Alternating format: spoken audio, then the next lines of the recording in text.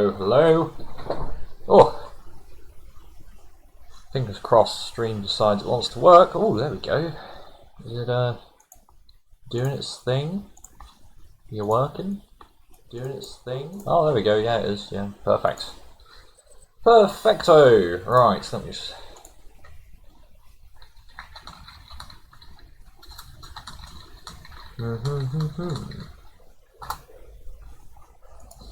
Right. So, Theros draft time. Oh, Brawler's Guildhall. Oof. Right. Magic Worlds. Yeah. Not interested. I want to play me some Theros draft. Right, so we're playing traditional draft, which is the best of 3, because that's the only draft available right now. Got a bunch of gems. I wasted some playing sealed, but you gotta play some sealed, right? It's just the full new set experience, you know. Yes, I want to purchase this. Let me draft. Right, what do we get? Pack 1, pick 1. Colossus. Well, gods are a pretty easy pick. Gods are a pretty easy pick. I mean, green is a colour you want to be in, because green's good. Red's got pretty good removal. Exile a card from a graveyard, that's pretty relevant. If it's land, you ramp. If it's not, you gain life and it donks people. Seems good. I'll take a Colossus. Right. Pick 2. Pretty dead pack. I mean, there's an Ixborn Brute that we're probably not playing. Omen of the Hunt's alright. Probably take Warbride's Blessing. It's a pretty good enchantment. You get the fight out of it, so even if your opponent then removes the creature, you've still got the trade. So this is generally going to go... It's an enchantment, it's an aura that tends to go 1 for 1, at the very least. So I'll take a Warbride's Blessing. What we got here? Iroas's Blessing. Donk something for 4. It gives a creature +1/+1. I mean, the +1/+1 is not so relevant, but the knocking a creature for 4 is pretty good. There's also Nyx's Herald, which is a pretty solid creature, since it gives stuff trample, which is a very relevant stat. There's also Certescent Trading, which is pretty good too. I think I'm going to pick up the Nyx's Herald. I'd rather have good creatures and then pick the auras up to support them afterwards. Altar of the Pantheon is actually pretty good. Mostly because Colossus requires devotion to red and green. This counts for red and green devotion. Oh, each combination of colours is increased by 1. So, who knows? Who knows? I assume this gives me 2 devotion for Colossus, but I'm not 100% sure. Maybe it's something to test. Well, there's also Chainweb Arachne. It's nice to have some escape cards, so you can actually use your graveyard. The fact that it fights a flyer. Some of the flyers can be a bit problematic, especially for our deck. We're not going to have the best answers to flyers. I think I'd rather pick up the Chainweb as a first orb. Okay, Wrath and Flames is not these. Underworld Ragehound. Do I run Field of Ruin? This is probably never going to hit. So, because the only non-basic land is the temples, which are rare. So, or Nexus Wardens. Gain life. It also has reach, which is, again, that's something we probably want to have. I'd probably rather pick up Nexus Wardens than the Ragehound. So, let's do that. Arena Trickster, not really our thing. Hero of the Games. Whenever you cast a spell, target hero of the games, creatures get... Oh, right, so it's just, yeah. Gift of Strength is fine. Gains reach as well, so... There's also Loathsome Chimera, which is just a big power stick. I think we'll probably take Gift of Strength. It's a good combat trick to have at least one of. Okay. Okie dokie. Hydra's Growth. Gets out of hand. It is an aura that gets out of hand. If your opponent can't deal with it. There's Mirror Shield. Gives a creature hexproof. That's pretty relevant. How much do we want to give hexproof to our things? I mean, that does sound pretty good. Satyr's Cunning. Create a bunch of 1/1s. Maybe relevant. Maybe. And let's go the Grave Dancer. I actually like the hexproof. I think this is a very relevant card. Might be something we sideboard in, but it's certainly I think it seems pretty relevant. Impending Doom. +3/+3 deals 3 damage to that creature's controller. It seems decent. Scoffos Maze Warden. 4 mana 3/4. I mean, nothing else in the pack that we want. Maybe a Bronze Sword, but probably not. If we get a Labyrinth of Scoffos, that could be a really nice late game win con, I suppose, so I guess we'll take it. Not seeing anything here that I want, so I guess we'll pick up. What's the most useful card? Probably Omen of the Dead. Yeah, I think Omen of the Dead is probably the most useful card there. Guess this is a sideboard card if we come up against a pretty powerful artifact, so I guess we'll pick up an Irreverent Revelers. Or if Pantheon's fine. I'll take an Agonizing Remorse. And here are the games. Probably not playing it, but it's a creature. It is a creature. Underworld Breach. Probably not playing this. Do I take it anyway? What other options do we have? Erasa's Blessing, Stampede Rider. Stampede Rider could be fine. Turns into a 3/4 with Trample for 3. Are we going to have creatures with power 4? Probably. Probably going to have a decent number of creatures with power 4. I do like Erasa's Blessing though, just because it donks things. But you need a creature on board, and we kind of look a little low on the creatures right now. Mostly because there haven't been any good ones to pick up. So.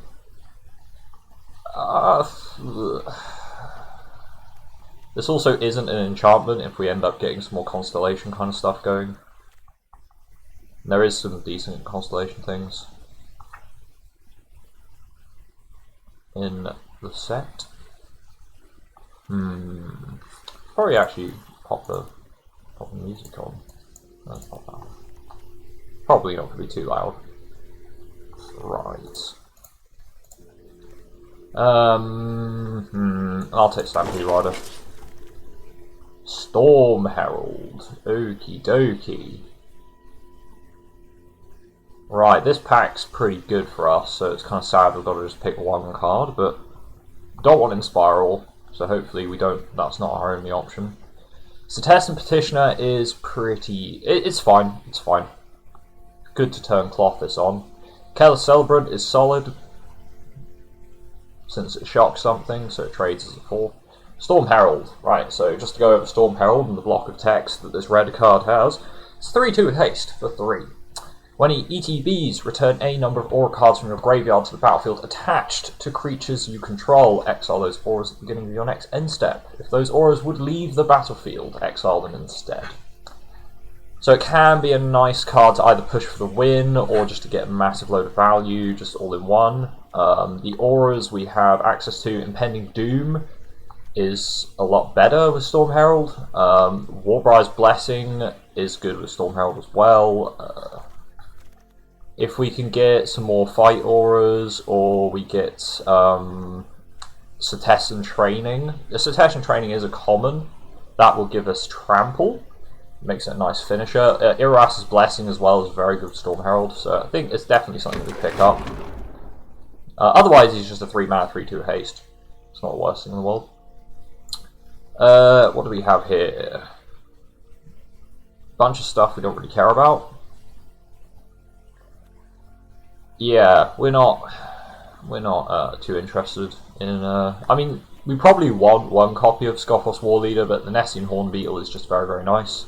It's just going to keep growing and growing and growing and become just a massive threat, as long as we control something with power 4, which we should be able to do. What have we got here? Slaughter Priest of Mogus. No, not really the thing that our deck's going to do a lot of. I guess we pick up a Loathsome Chimera. In most cases, as a 3-mana creature, it's going to go 1-for-1, but you can also then escape it later on in the game, and then it becomes then it's going to go 1-for-1 again. But it's pressure. It's basically just creature pressure. It can grow the Horn Beetle as well, so it's not the worst card. I'll take it, but if we might end up playing it. Ah, there's a Cetessan Training. That's a good one. I wouldn't mind picking up Thrill of Possibility or Moss Viper as well, but I think Cetessan Training is just going to suit the deck a lot better. Mystic Repeal, I think that's just an instant pick, isn't it? I wouldn't mind it more Nylea Huntmasters, but Mystic Repeal is just an instant. It's just basically Swords to Plowshares in this format. Here, I think we're probably picking up the Chaos Celebrant.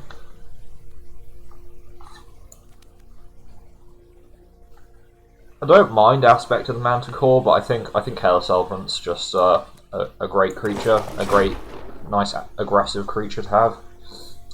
Blood Aspirant. Whenever you sack a permanent, put 1/1 counter on Blood Aspirant, sacrifice a creature enchantment, deals 1 damage to target creature. That creature can't block.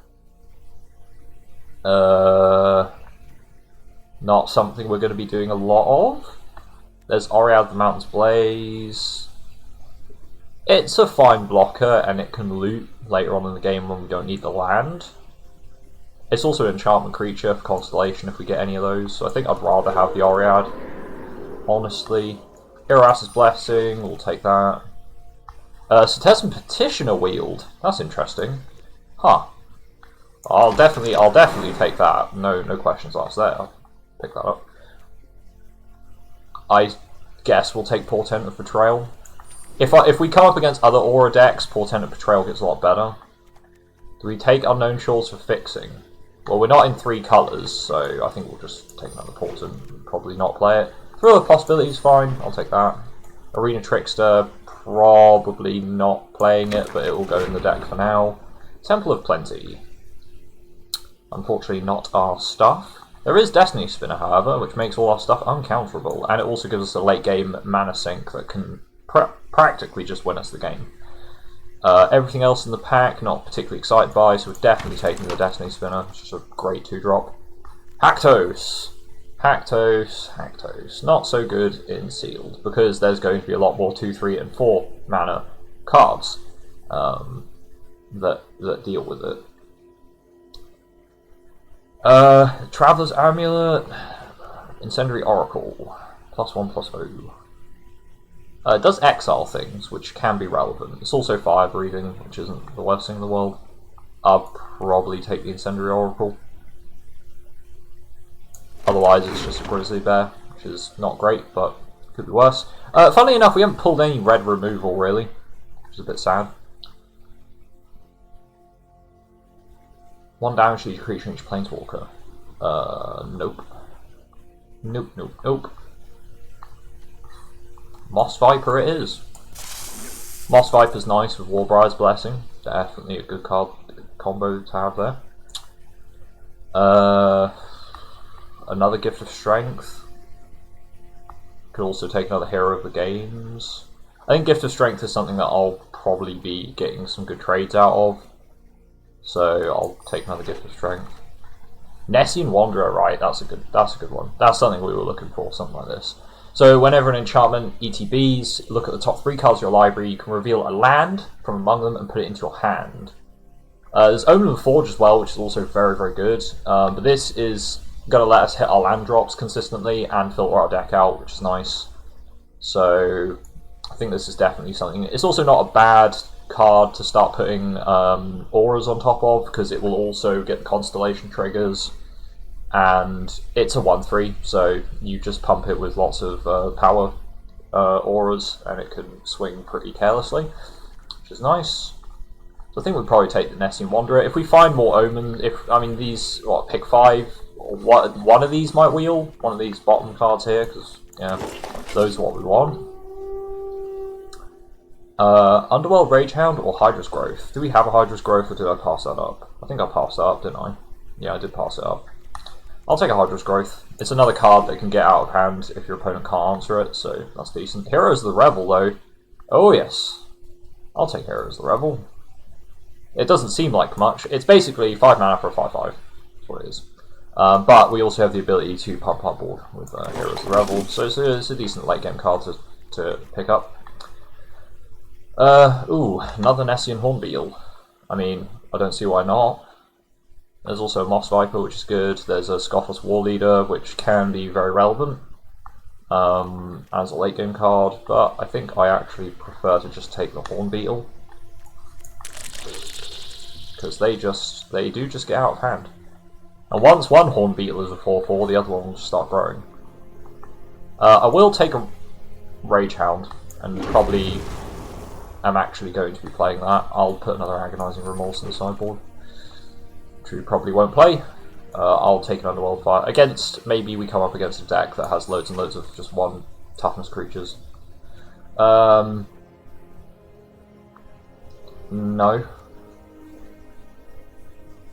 I mean, maybe we keep one of these against decks that don't have any enchantment creatures.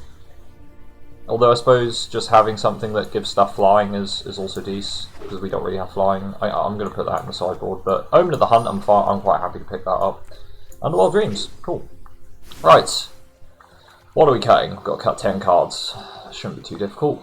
Right, what do we definitely not want to play? We may not want to play the Maze Warden. Arena Trickster's probably not getting played.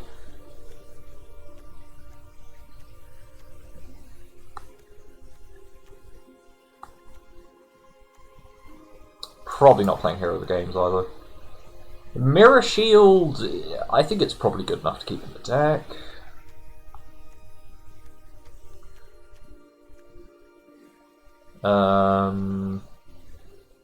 This could be something we bring in against more escape-based decks. And we still got 7 cards to cut, bugger. Our curve's pretty low, so we can probably cut a land. So we can happily cut a land. Scothless Maze Warden can go.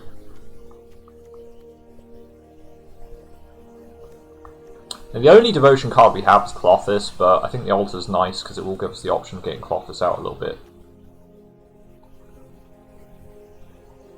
Yeah, I think that's fine. Clothis can eventually just win us the game just on the basis of exiling our opponent's bin. Do we want the Chimera? Chimeras are good. We do need some cards with Power 4 in the deck, because that will allow us to grow the Hornbeetles, and Chimera's fine because it will basically always trade. Probably don't need the Stampede Rider.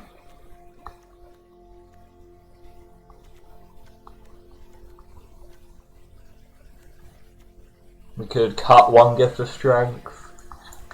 Don't want too many combat tricks. Destiny Spin is just great.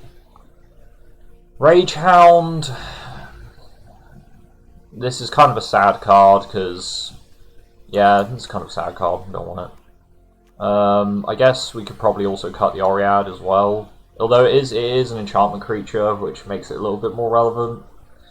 I do like the Arachnir to have some creatures that deal with flyers, but it might be something we bring in against decks with more flyers.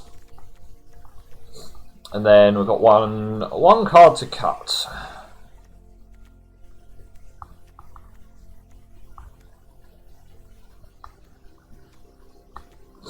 I guess I'd cut the Altar. I guess I cut the Altar.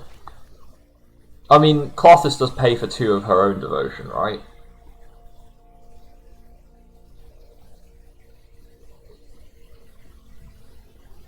So, we need 5 devotion on her.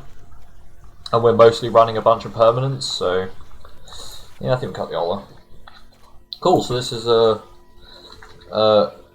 Gruul, I guess this is just Gruul Clothis, I guess. Gruul K, Special K. Special K, there we go. How many wins can we get with Gruul? Not sure, honestly. Ideally, we want to get 3 sets. That's the magic number. You win 3 sets, because then you get all your gems back and you get 4 packs, which means you get a lot of cards. You basically get to see 3 packs and cherry pick from them, and then you get 4 packs on top of that. Let's see how it goes. I'm not 100% sure about Gruul. I mean, sure, I could see Gruul working. Green's a good colour. Green's just a decent colour to be in, from what I've seen on a sort of general scale. This hand is a bit on the weaker side. Is this too slow? Our deck's full of 2-drops, so the odds of us drawing some cards we can play earlier on is pretty high. Yeah, I'll keep. We're on the draw, so chances are we should get some 2-drops. We've got 2 draws to find a 2-drop. If we don't, then I guess just dropping a Cetessan Petitioner is not the worst thing. Opponent mulls to 5. I like our odds. They're on the play and they mull to 5. They're also in white. White is not a very good colour. We'll play the Mirror Shield. Seems good. So we can make the Loathsome Chimera a 4/3 with Hexproof, and then we can just start slapping enchantments on it. That seems fine. Favored of Iroas. Okay. Drop the Chimera. So hopefully we draw land, so we can go Horn Beetle and a Hold Up Gift of Strength. Do they have an aura for Iroas?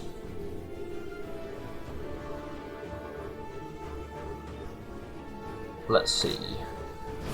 Nyx Herald. Okay, that's fine. It does get Double Strike, which kind of sucks. They also give it Sentinel's Eyes. Wow. I probably would have saved the Sentinel's Eyes, but 4/4 Double Strike. Yeah, we ain't blocking that because it's got no, it hasn't got Trample, but I ain't blocking that. We need some creatures. There's a Clothis. Clothis doesn't do anything right now, which is a little sad. I could play the Cetessan Petitioner, which doesn't do much either, or I just hold up Gift of Strength. I think we play the Horn Beetle and start growing it. No attacks. Have they got any more enchantments? They do. They've got Dawn Evangel. So that's going to get Double Strike again. Are they going to give it Trample again? They are going to give it Trample again. Okay. We are not going to block again. So, yeah, Favored of Iroas is kicking our ass. I think we just have to hope that they... I'm going to equip the Mirror Shield onto the Chimera. We're just going to hope they don't have another enchantment in hand.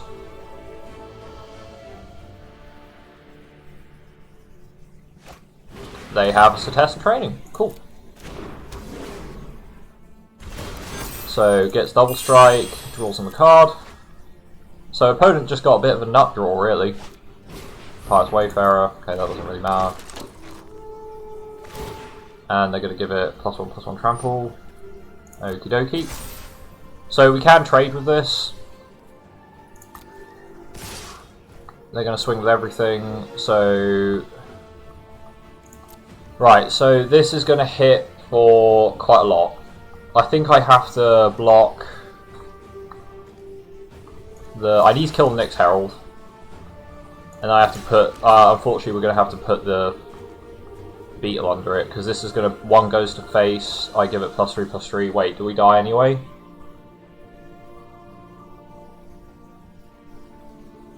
Yeah, we die anyway. They just got the nut draw.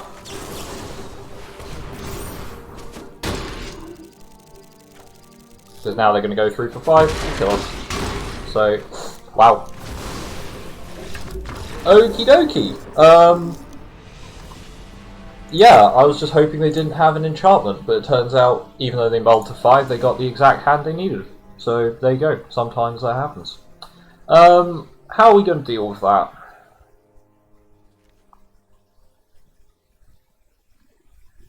I guess this is the kind of deck we want Portent of Betrayal.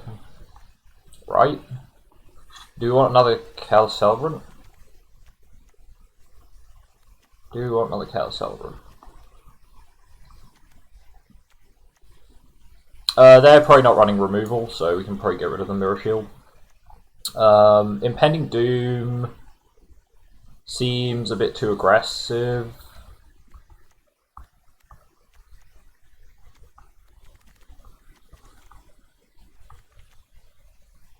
Yeah, we only really need to trade with the one creature they pump all their stuff on. So I guess we take out the Impending Doom, we put in a Portent, and we put in another Gift of Strength, just to give us some more tricks. Because +3/+3 is pretty relevant against Aura decks. Because you can basically just go 1 for 2 most of the time. Don't think that's going to be... yeah, I think that should do it. That was sad, that was pretty sad. But that's what happens when your opponent gets a double striker that you have no answers for. I'll play first. This hand seems fine, because we have the Nessian Wanderer to pick up more land.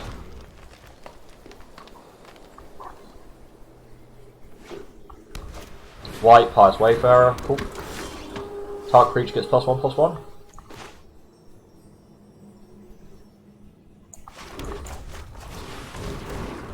I want to start getting my land draws, so we're going to play that first. And we'll play it into the next as well. I could have probably taken the Destiny... the Destiny Spinner is always good, though. Like, the Destiny Spinner is genuinely always good. Oh, we got Clothis. Well, I don't want to play Clothis until...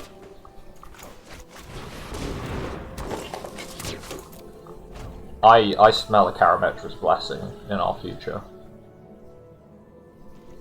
Yeah, we don't want to play oh, they've got no mana. Huh. Well, let's play this and see if we can get another land. So we gain some life, and we search for land, we find mountain. It's perfect. So now we can play the Careless... actually, let's play the Hornbeetle, because then we can drop Clothis, and if we draw another land, we can turn Clothis online and get a 4/5 Indestructible, which is pretty decent. Favourite of Iroas, so they're going to all in on the Favourite of Iroas again. Let's just dump our hand.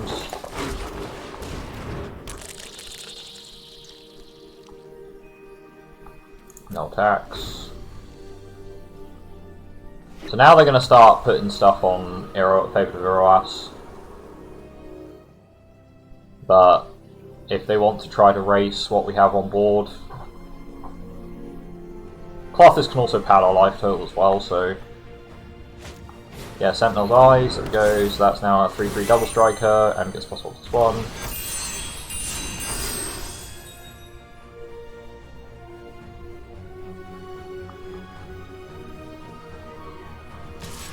Oh. Wait, it doesn't have Kel Celebrants going under the bus. Goodbye, Pious Wayfarer. Now we've got some stuff for Clothis to start dunking out of their bin. Opponent is playing Favourite of Iroas Tribal. So we got Clothis, we get the Nexus Wardens and the Nessian Wanderer triggers. We can go to attacks. And we can swing with the Hornbeetles. You gonna block? I don't think so. Nope. Opponent's not blocking, they take 6, so we win the game next turn, basically. We can start blocking them with Clothis as well, so that's good. So these kinds of all-in aura strats can sometimes just get a god hand and just steal the game from you, but like their entire deck revolves around getting Favorite Viroas on board, which if they don't get, then they're kind of like dead in the water. So are they going to swing? I would recommend not swinging. You can't really afford to. And they're also not very good cards on the defense either, unless you have flash enchantments. I don't think they quite understand that Clothis is indestructible, and they just lose the game now. Yeah, you just lose the game. Yeah. Sorry, man, but that's not how Magic works. Cool. So I guess we just go with what we just did again. Yeah, that seems reasonable. Yeah, cool. I'll just go again. I think we didn't really see any of our sideboard cards, but hey ho. I really hope we don't lose this game, because it would just feel bad losing to just like an all-in. Opponent goes first. We've got Hornbeetle plus Auras. Yeah, I'll take it. Yeah, sure. Pious Wayfarer, sure. So we get a Hornbeetle on the board, and then we start slapping Auras on it, and then we just hope our opponent can't remove it. Okay, so they get a 3/4. Okay, do they have anything else? Looks like they did.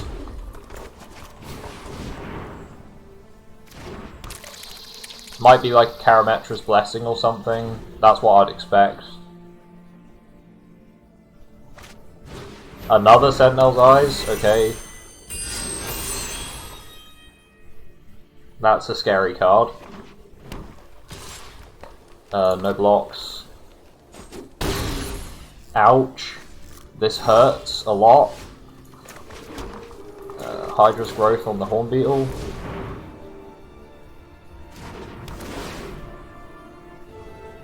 Okay, so we're getting to the point where we might be able to stabilize. We just gotta trade out for the Pious Wayfarer. That's all. Dawn Evangel, that's fine. Turns into a 4/5. He swings with Vigilance. No blocks. Okay, so the Hornbeetle's going to become huge. This also isn't an enchantment, so we're gonna... I think he's got a Karametra's Blessing. Let's see if it passes priority to him. It does. Okay, I think he's got a Karametra's Blessing, so we're just gonna pass.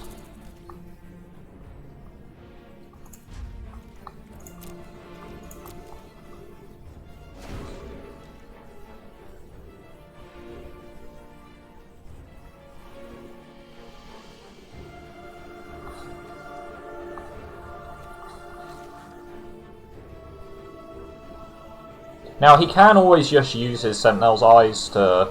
He can just get them back from the bin. Idyllic Tutor. Oh, that's scary. That's scary. I don't like the sound of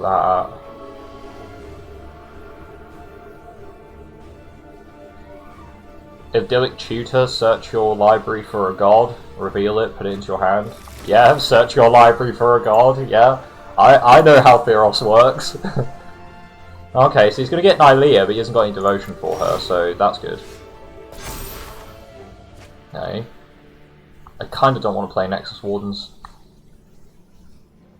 I think he's got Karametra's Blessing. I honestly do think he's got Karametra's Blessing. So what I'm going to do is I'm going to Warbriar Blessing the Viper. And then I can hold up Gift of Strength. I know I'm not gaining life off the Nexus Wardens, but... Karametra's Blessing? Yeah, there we go. It gets Hexproof Indestructible, so... we just don't target it. Which is fine, because we still get the Moss Viper, still gets the enchantment. And he now has no protection, so he's just going to drop Nylea and not really have anything. Nylea, yep. So, creatures cost less to cast. It's fine. I have a 6/6, that's going to turn. So we're going to double the Nessian Hornbeetle's counters and turn it into like a 10/10. because that seems pretty reasonable. We're gonna Eroas's Blessing the Moss Viper and just kill this Pious Wayfarer. Yeah. So he gets the Pious Wayfarer back, but that's it. I'm just gonna swing at him for 10. He just takes it, he just takes 10. Mad lad.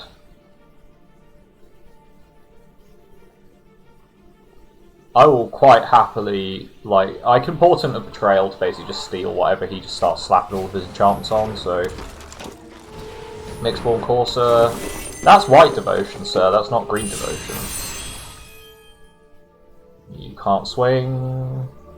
You can't swing. This is now an 1818.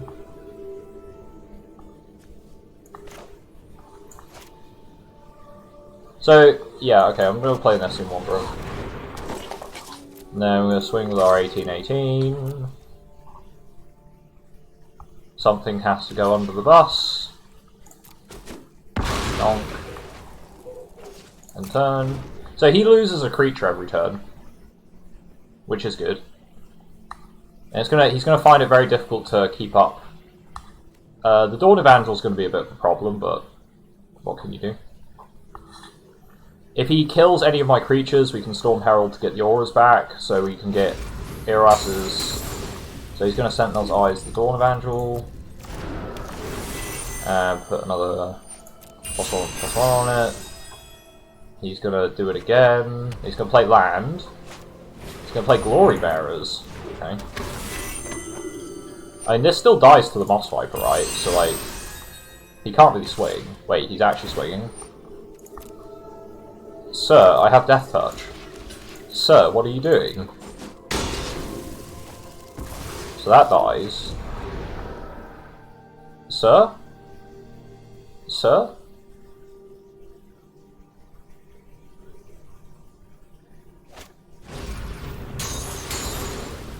Okay, so he gets the, he exiled his other... Okay, that's interesting. Our turn. It's now 34-34. So, I could just... Wait, do I just win if I Storm Herald? So I Storm Herald gets Warbriars and Iroas's Blessing, which means I get to... Yeah, I just kill his board. Yeah, cool. Good game. Yeah, GG. 34-34 Nessian Hornbeetle. Seems good. Seems good.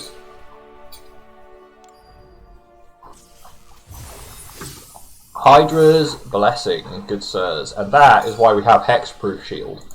But if we can get Hexproof Shield on Beetle, it's like, what are you gonna do? Like, what are you gonna do? So that was a pretty good game. Pretty good game. Certainly can't complain about that result. Every set we win, the better. This seems fine. So we need one more land, we can go Heroes of the Revel. We can get Hornbeetle out on curve. Oh, that feels bad. That feels bad. However, Mirror Shield actually screws Moss Viper, because it would destroy it if he blocks it. Ouch. Or he could do that, and that's extra bad, because now he gets a free trade. Ouch. Ouch.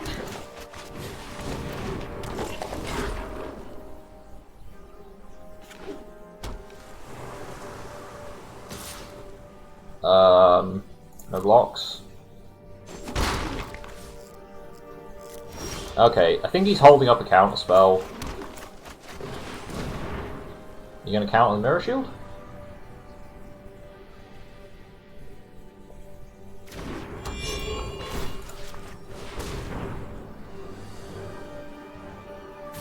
Cool. So now we have a Hexproof 2/3. We're playing Boggles! We're playing Boggles in Theros.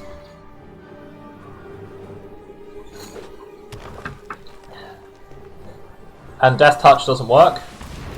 My friend, it has Hexproof. You can't... I'm so sorry. Oops. Yeah, oops indeed. Oops. Please attack me. Please, just do it. Please, Ragamuffin 212. I feel sorry for you, but please attack me so I can teach you the ways. I can show you the way. The error of your ways. Right, Careless Celebrant, go. Please block it, please. Block it. Block it. You want to block it. Okay, right. Mirror Shield's going on. That's a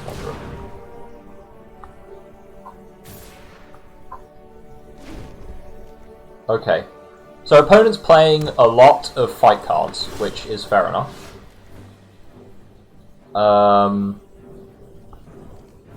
Play the next Herald.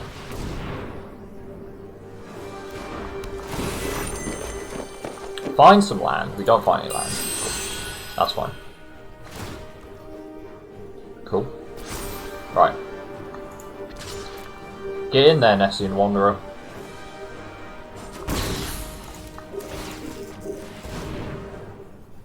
I probably should have protected the next Herald, but hey ho. Opponent's blue-green. Nadir Kraken! Nah, that's a scary card. That is a scary card. So we need to get rid of that card.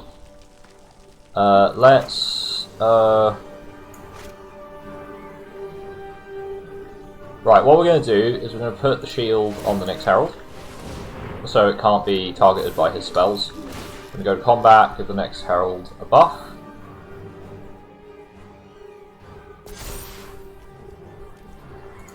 Going to attack.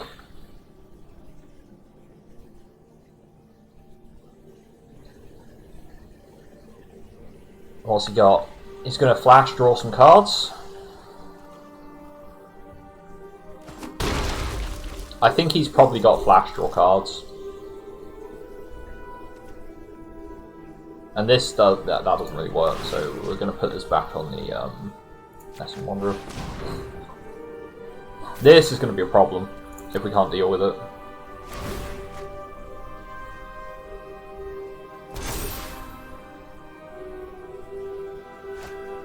Let's go with Grave Dancer? I always call it Grave Dancer because it does graveyard stuff, but I guess it is Grave Dancer. As much as it wants to be a Grave Dancer, it's a Grave Dancer. I probably should have been checking what we've been bottom decking with the Nessian Wanderer as well. I just smell a counter spell. I just smell a counter spell. Alright, so Test Petitioner comes in. We gain some life. I guess we can't do much here. I could fight. I could Careless Celebrant to fight the Nadir Kraken, and then it would die. I'm gonna cast it.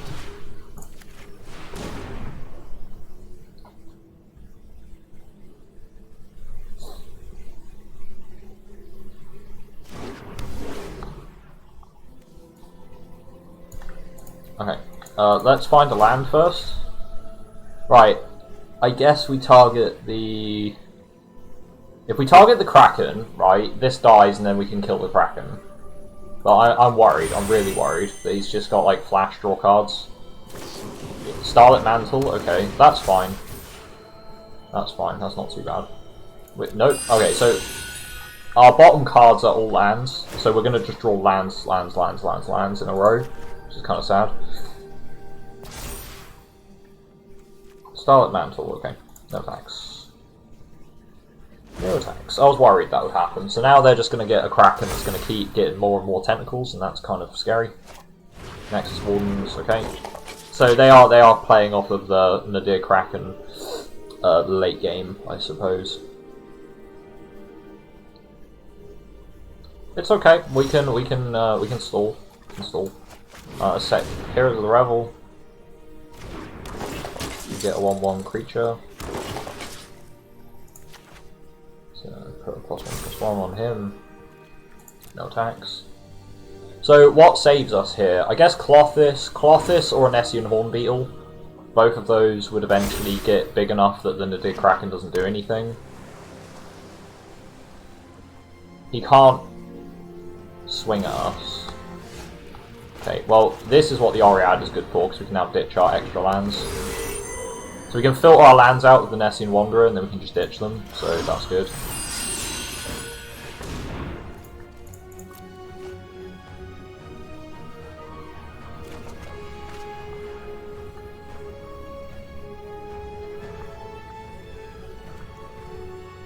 I want to hold this.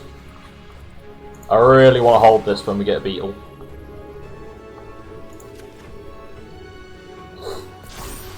Although I could make the heroes the Revel pretty big, but it doesn't. Oh, they're milling themselves. Interesting. Oh, wait a minute. Do they have like Thassa's Oracle or something? Or do they have just graveyard interaction that I'm just unaware of?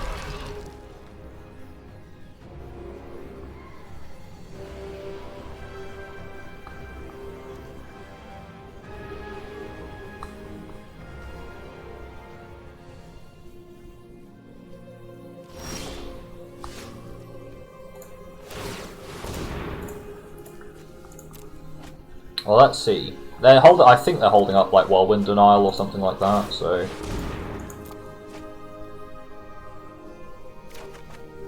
Mystic Repeal, perfect. Perfecto! Doesn't really do anything for us right now, but... if they play like a big enchantment creature, we can bottom deck it, which is good for us. Holding up all that blue mana. Loathsome Chimera goes in.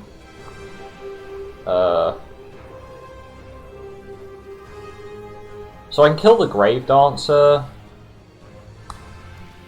I could just... no, I'll just block the Nessian Wanderer, right?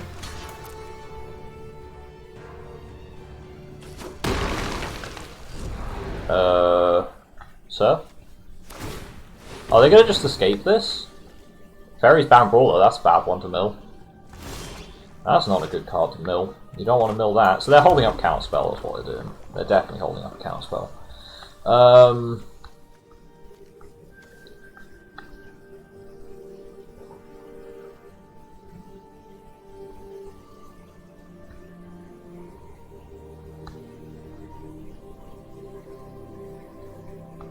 I have to get the Counterspell out of them somehow, so...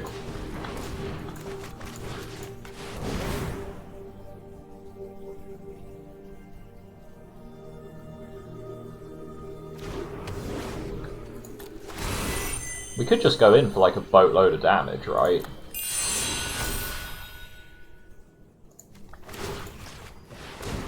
Okay, probably should have equipped the shield first.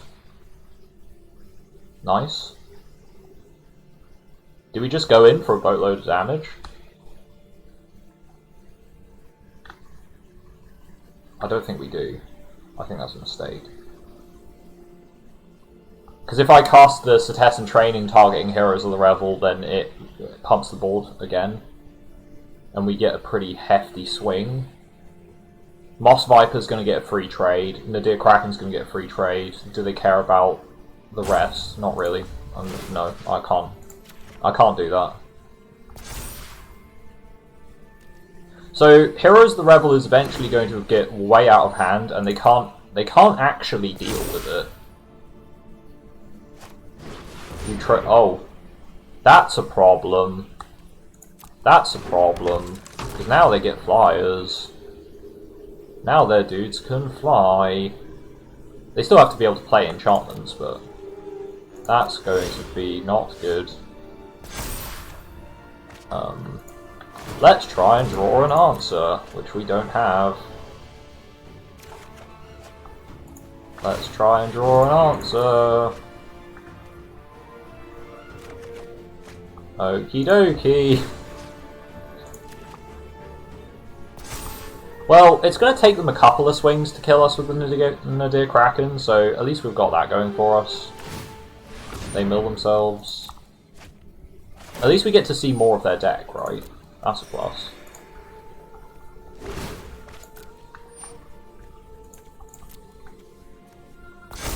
Man, we have no answer to Eutropia. Doof.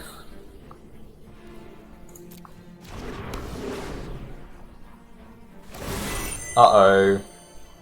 That's not good.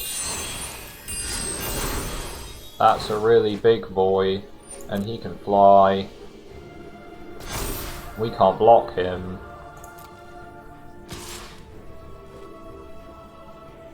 Like, what can we do here?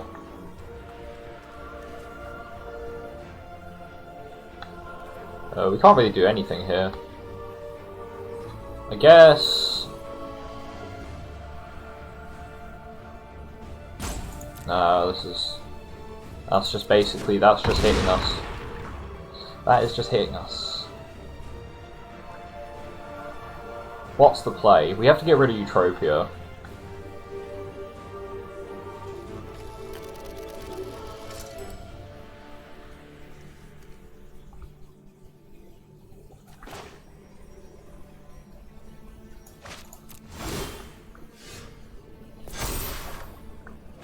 Okay.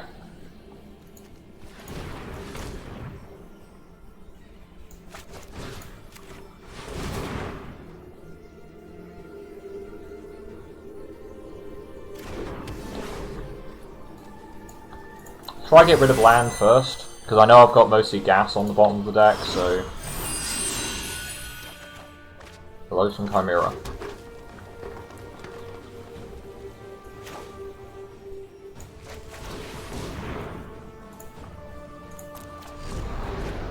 Probably should have ditched the land, but whatever. I'm so certain that they have... So do we just swing all? I think we have to just swing all, don't we? He's already got Trample. So let's give the Careless Celebrant Trample, because then they'll want to block it. I need to keep something back to block the Kraken. So these boys are going in. I need to present lethal. Although, if they choose to be greedy, then I can Gift of Strength. He can't block anyway, so he can go in as well.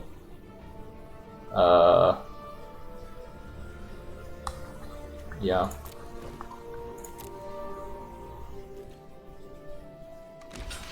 Moss Viper's blocking, cool. Opponent's going to lose their Eutropia. Seems good to me.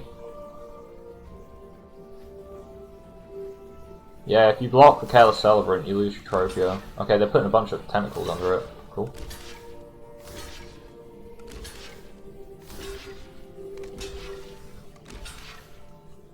Okay. Is that enough to kill him? Okay, well we're gonna give the strength to heroes. Right, do they have a counter spell? Here's the important thing. If they do,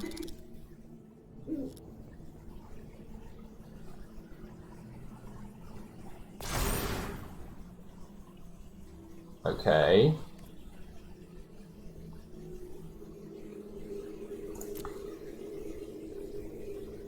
They have a counter spell. -4, -0. It still dies, right? I don't know why you're doing it on him.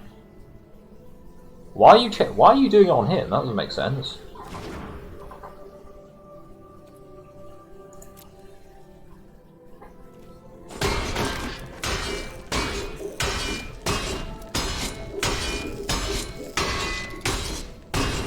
Hit them before.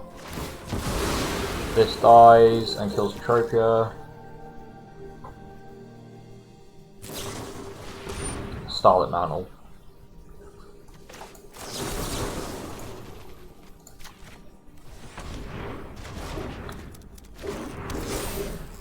Fingers crossed they don't have another enchantment. That's all I can say.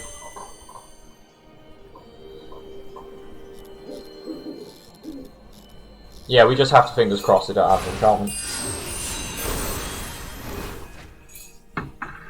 They did scry to the top though, so we're probably dead.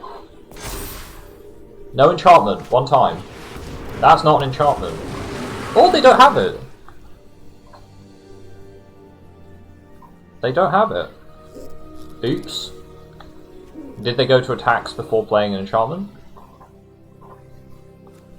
I don't know. we may still be in it.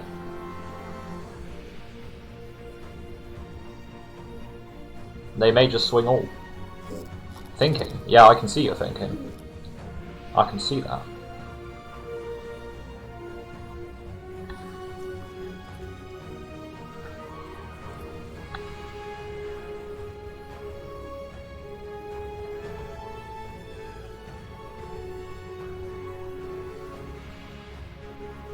This is a pretty close game. Pretty close. That and the Kraken just getting horribly out of hand, as it tends to do. Right, so we're going to play the Nexus Wardens. Opponent doesn't have a counter spell, so we've at least got that going for us. We now have an indestructible creature. Okay.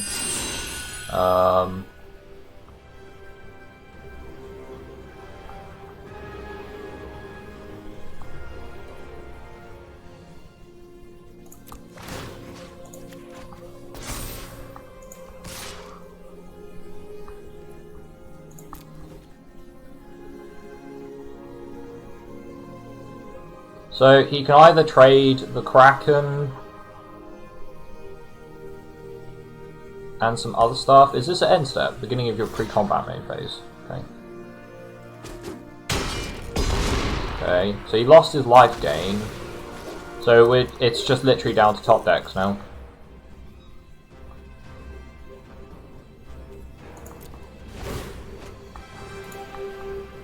Good game. I'm just going to good game him because it's either they get an enchantment and we lose. Yeah, it's an enchantment. There you go. Concede.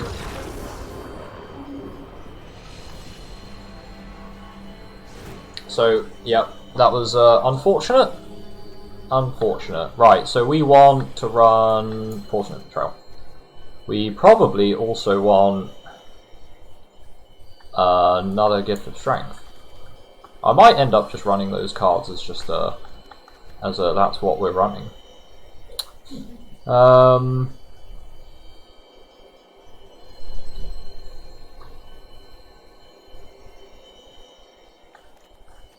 I guess the Underworld Fires is actually good.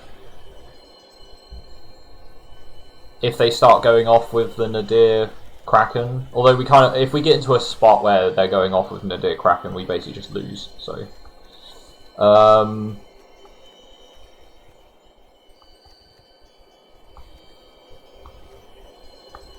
I think the Petitioner seems a little weak in this matchup because we're not going to be getting beat down. Oh, we might do. They might have pretty strong early beat down.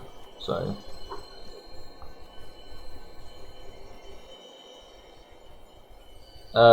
Chimera always seems really bad. It just always seems not good. I guess we take out a... Mystic Repeal seems like it might have some relevance in this matchup.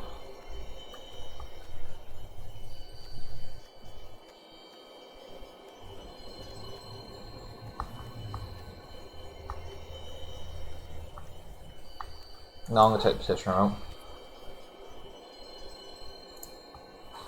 Okie dokie. So yeah, that board stall just killed us. They just got to stall. That Starlit. Okay, so they've got Starlit Mantles for days, which is a problem. We're gonna have to mull that. This is better, I guess. Ooh, bottom deck of land.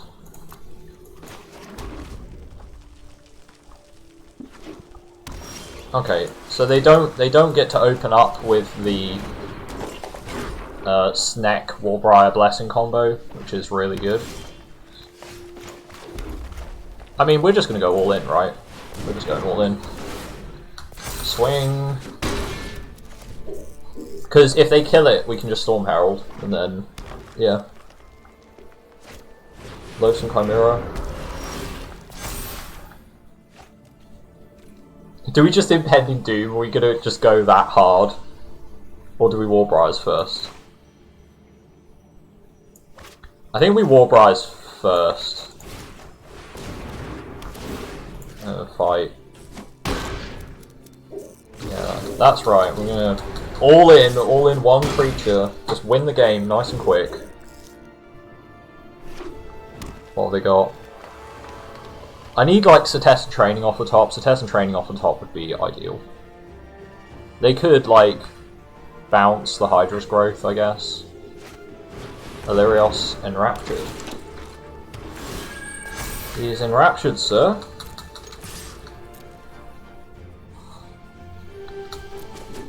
No blocks. Seems a little bit risque.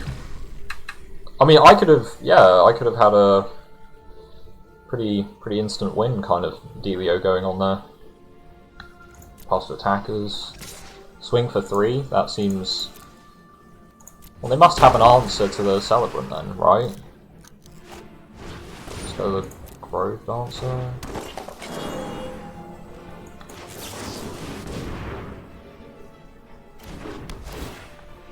They've got a Starlit Mantle, I think.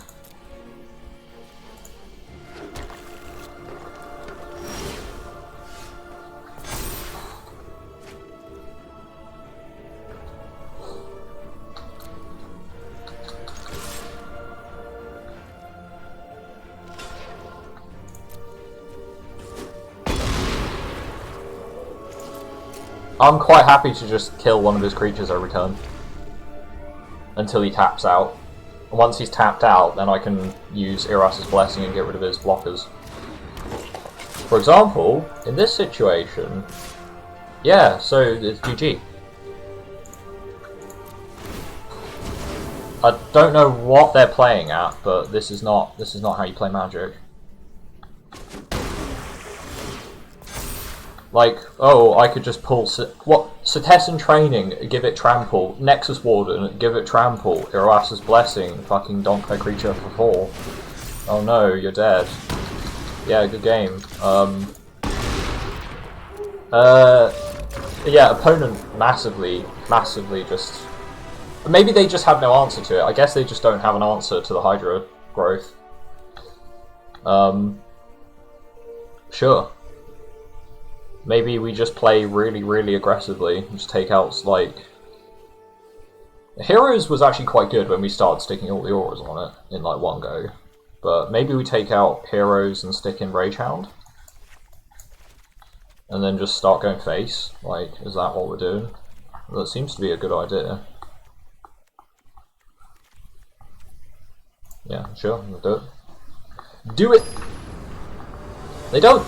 I mean, we haven't actually seen a counterspell from them. We've just seen 2 Starlit Mantles, so they're just like lots of aura hexproof kind of stuff. This hand seems kinda meh. We've got the Underworld Ragehound, so I guess we got that going for us. Opponent goes turn 1 Moss Viper.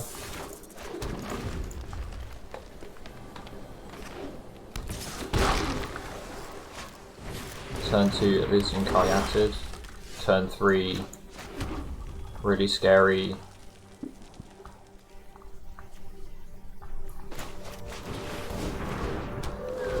I'll trade this for the Moss Viper if they want.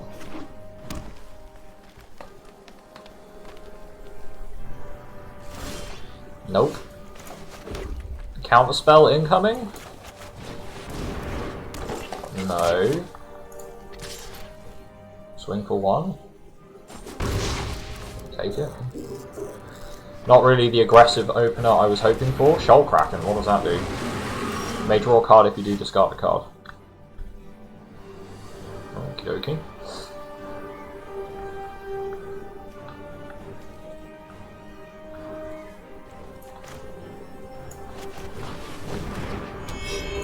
I want to get hexproof on one of our creatures and then stick Hydra's Growth on it. Witness of Tomorrows.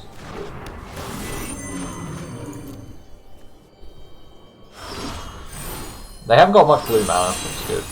Yeah, goodbye. Goodbye! Swords to Plowshares. Yeah, I'll block that.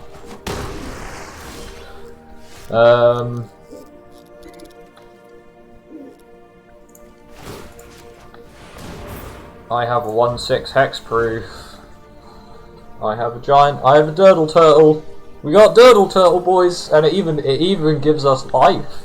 That's some Durdle right there. I don't know why green red is durdling, but that's what we got. We gotta play with what we got.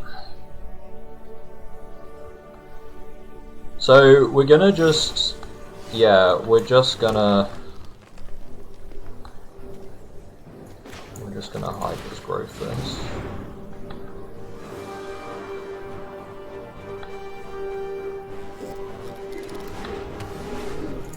Yeah, it is nice. Yeah, it's pretty good. So we're just gonna let this get huge and then we're gonna kill our opponent. Because they don't really seem to have any answers to it. I think they've got a Starlit Mantle. I think that's what they're holding 2 mana up for. So test and training, cool. Gains life, draws a card, discards a card. Discards an island.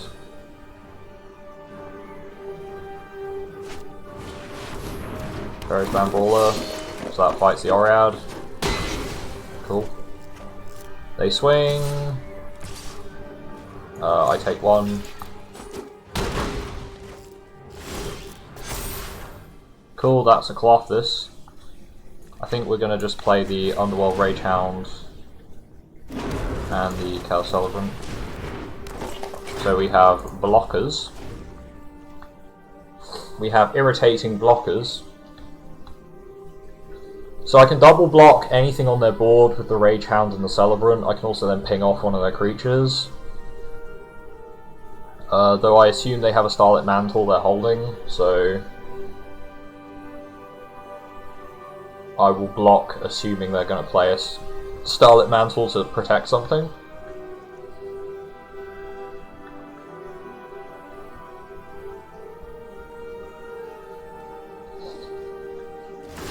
Nope, they just don't do anything.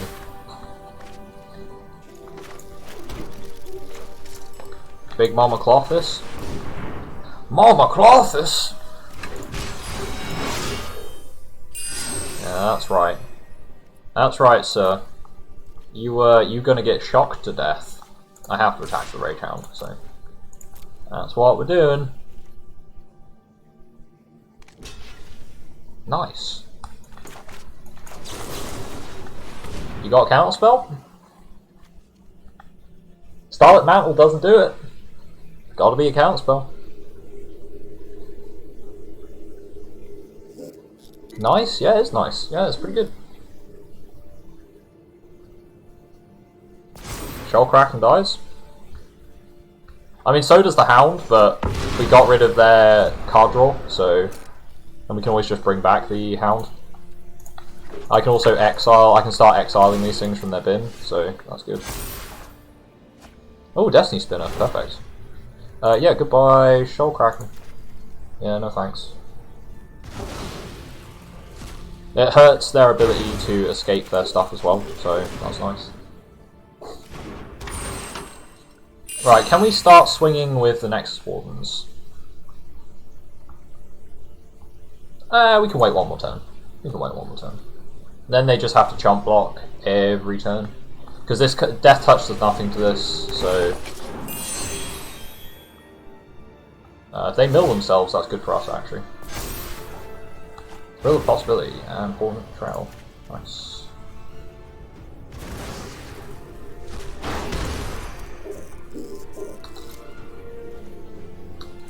Get in there, Nexus Wardens!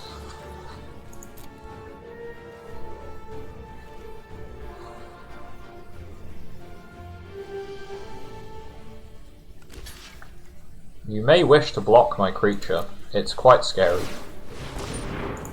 Exile, oh okay, puts land in bin, gains 1 life. Get smacked!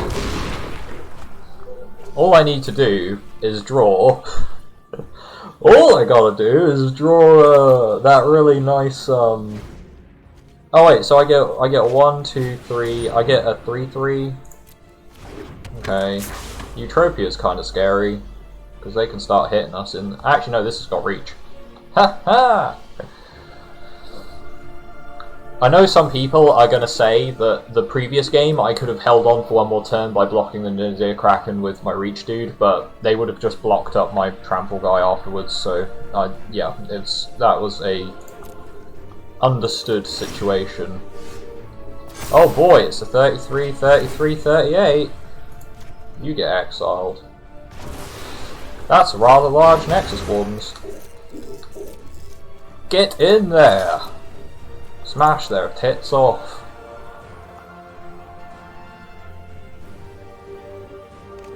Oh, they're losing their dork.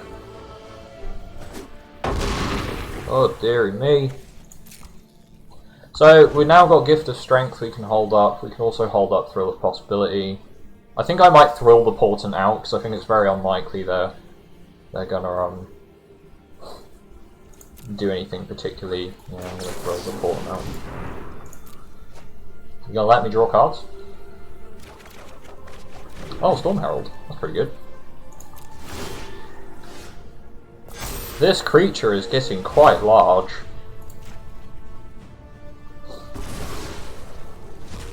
This creature is rather swole. Let's get the Nessian Wanderer out. They can't counter my stuff anymore, so that feels good. Feels very good. I'm gonna just swing with Clothis because no reason not to. Now you've got to sack 2 creatures. Oh, apparently you don't want to. Oh, okay. Guess I just clock you for 4. That also works for me. Boggles. Pretty good. Don't mind if I do.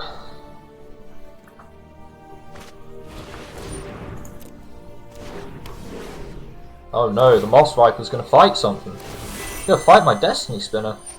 Oh no. Do I just trade for the Moss Viper? Actually, I've got a better idea. Oh no, Clothis got turned off. Oh no, my days. Wait, they're not swinging? Crap.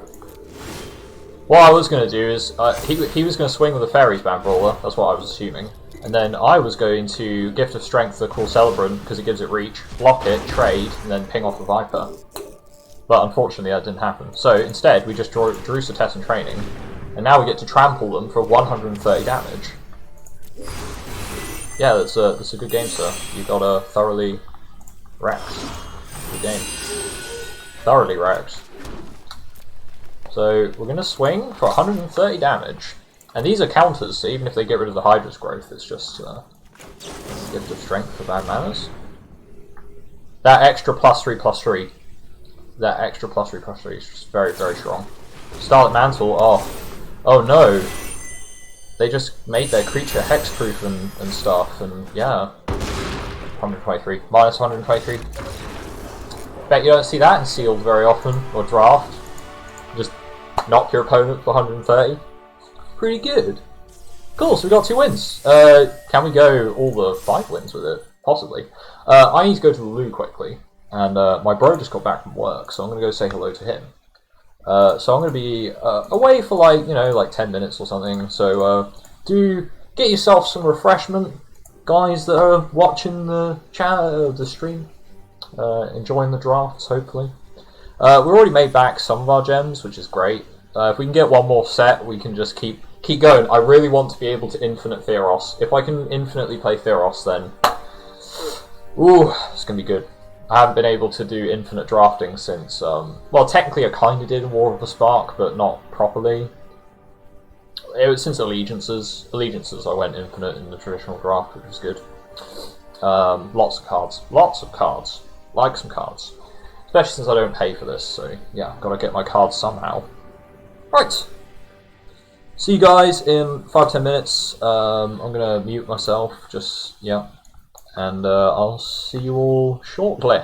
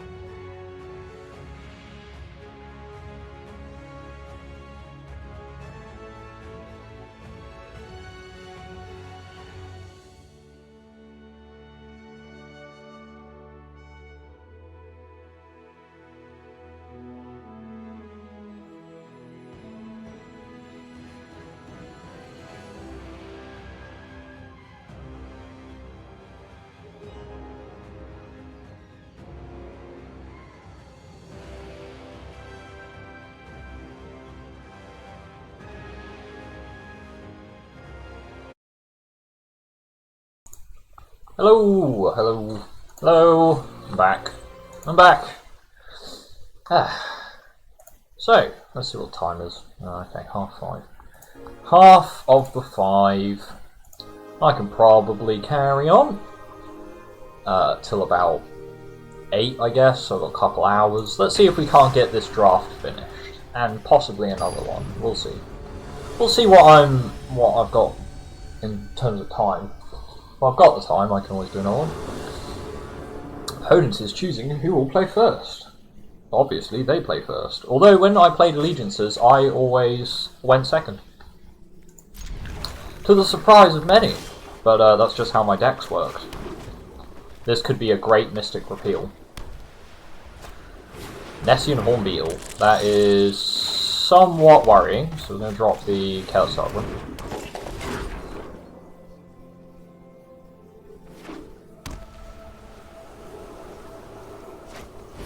Wings of Hubris. They can make it a flying Nessian Beetle. So what we do is we drop a reach creature. Oh, that's right, I have reach. And we attack. So we can probably kill the Nessian Hornbeetle pretty easily with just Warbride Blessing plus the Calicelran dying. So that's probably what we're doing. We can also find us some land. I'm going to swing with the Calicelran first though, because they might just block with the hero.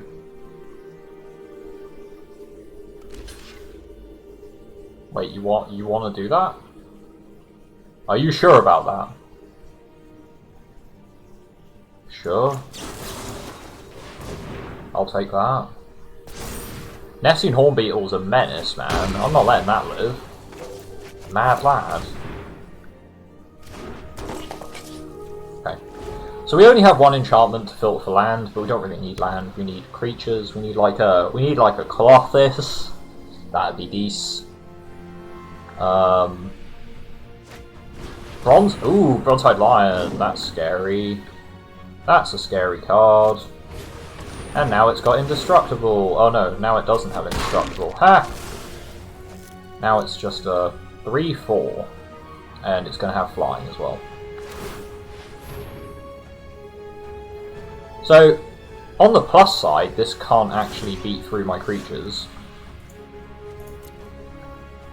On the downside, there's not much we can do about it, so... Guess we just have to wait till we draw something relevant. They are down to 2 cards though, so... Okay. They are going to find themselves an aura, probably. They did not. Maybe they don't have many auras. This smells a lot like a combat trick. So what I'm going to do is I'm going to block the hero.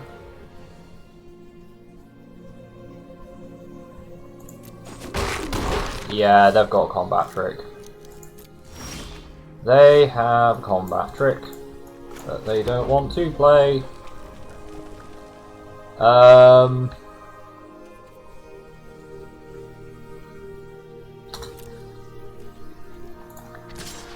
Swing, swing.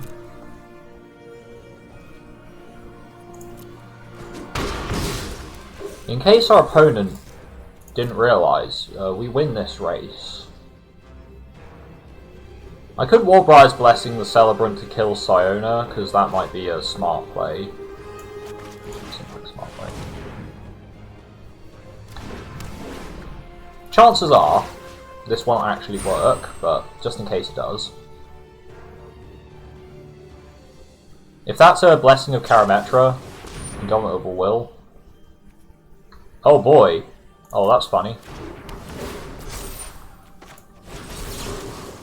Yeah, that's right. Sorry, bruh. You're still losing your Siona. Nice. Yeah, it is nice. That's pretty nice.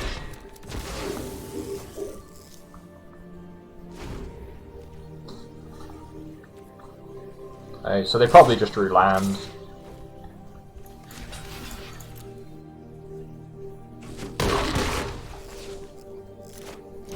Hero of Pride, cool. Doesn't do anything.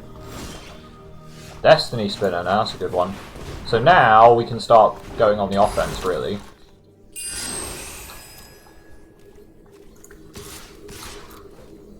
Because now we can start animating our lands. Okay, they're just going to take out the Petitioner, that's fine. And we'll hold back the Storm Herald as our, like, Hail Mary once our auras hit the bin. If at some point they do. Horn Beetle. It's a bit sad we have to play the Horn Beetle, but can't be countered, so it's got that going for it. Okay. So we're just in top deck mode now. It's just top deck, that's top deck. Omen of the Sun, Flash, get some 1/1s, gain some life. Is he going to scry on his upkeep? He didn't scry on his upkeep. Dawn Evangel. I mean, if his deck's full of 2-drops, that's a fair card. I mean, he can get back. Yeah, he can get back 2 creatures with that. That's pretty good. That's actually pretty decent.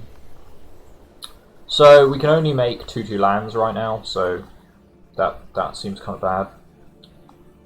I guess we just pass. We have a bit of a sad time with it. We can instant speed make some lands. So if they do try and push damage, we can. Uh-oh.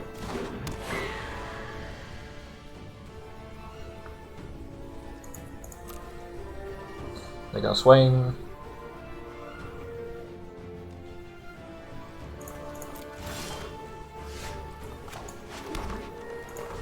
Should probably be keeping some of this land in hand, but then again, Destiny Spinner does give us some late game value just by playing it, so sacrifice Omen of the Sun, scry. That Bronzehide line is going to be a massive pain in the ass. It's going to be such a problem.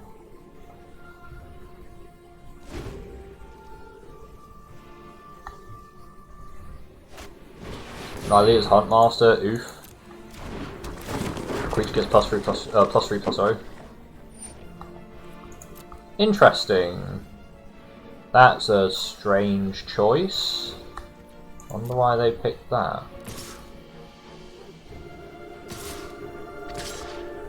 Okay. I'll block the Bronzehide line. If only I had some removal. That was a one-off though, so, you know, we lose some life, but it's only temporarily. Omen of the Hunt. I mean, sure. I'm not sacking this to scry. That seems bad. So yeah, we will not sack to scry because this pumps our lands up with Destiny Spinner. Though we can't do that this turn, but I mean just in general, so scrying's really good though. I need an answer. I need to pull my equipping the Nylea's. Oh yeah, that makes sense. At least I can block this now. So he's just gonna hit me for 4 every turn. Yeah, swing to the other boys as well. Okie dokie. Guess we'll block the Hero of the Winds. Probably shouldn't have blocked him, blocked the other dude, but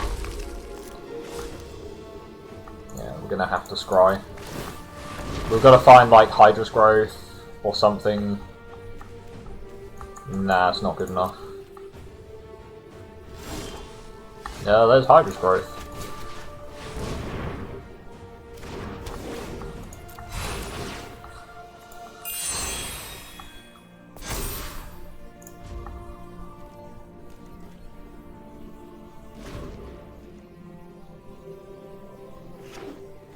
Okay, opponent has 1 card, and that 1 card scares me. Yeah, that smells like a combat trick to me. No blocks. We can take some damage, it's fine. We're not in like a super scary spot. We'll soon enough be able to start pumping the Horn Beetle as well, so that's good.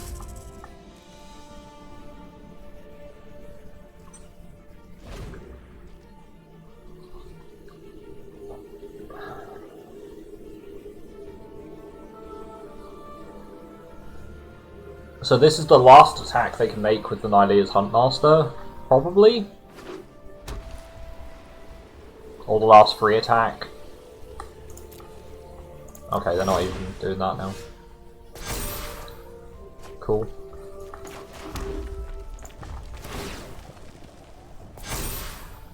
Okie dokie.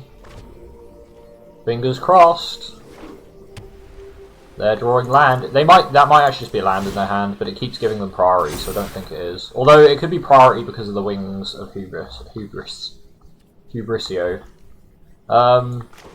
Yeah, I'd love to give Nexus Wardens Trample. That would be great.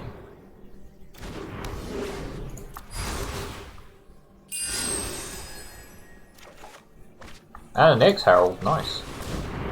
Yeah, I'll dump these guys on the board. Seems decent.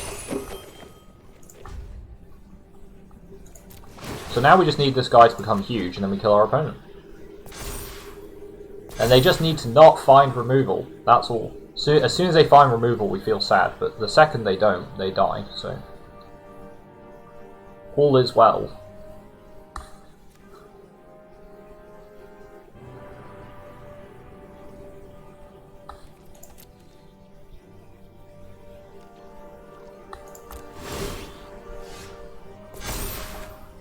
Okay. Oh, we got the Mirror Shield as well. Good game? Yeah, it is a good game. I now have a Hexproof Nexus Wardens. Yeah.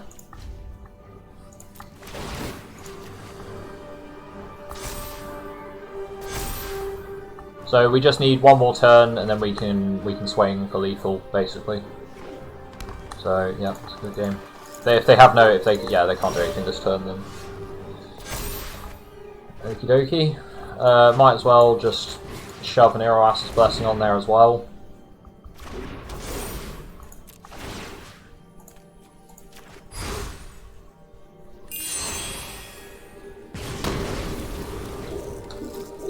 On the plus side, they don't know about our Storm Herald. So yeah.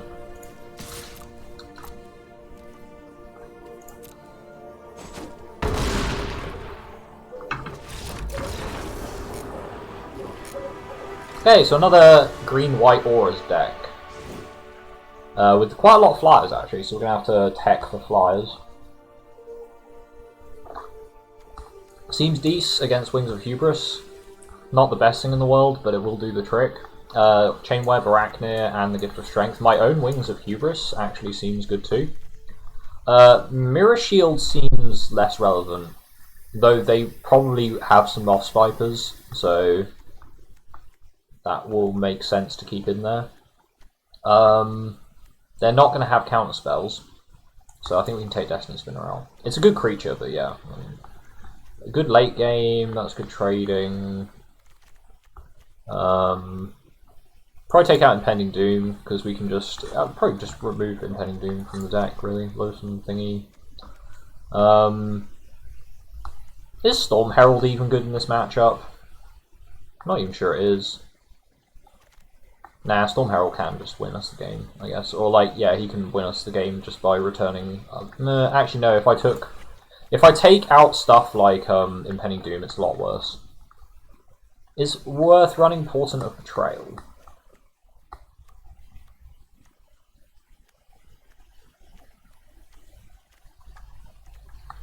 Should I run Portent of Betrayal?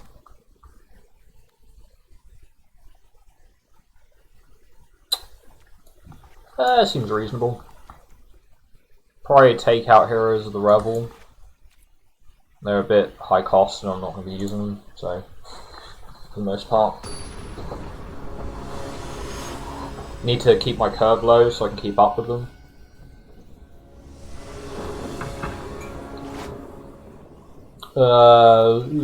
This hand is technically very good. I just need to find green mana,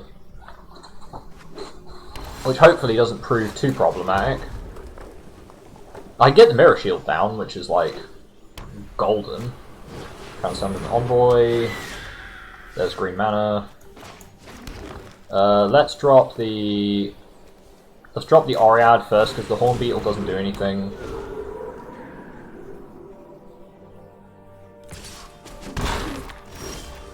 Oh, they have no mana! Well, Clothis does nothing, so let's swing with the Oread. And I think we want to Omen of the Hunt next turn, so yeah, we'll just hold up. Okay, 3 white. So they ain't got any green, so they might be a bit commanding presence. Ooh, that's not good. Yeah, I'll take green. So it's now a 3/4 first striker, which also creates them 1/1s. Right, let's get Clothis down. Let's get the Hornbeetle down. Swing with the Oread. So Clothis doesn't actually put anything in the bin. It kind of feels a bit like a wolf. They have a combat trick? No, they don't.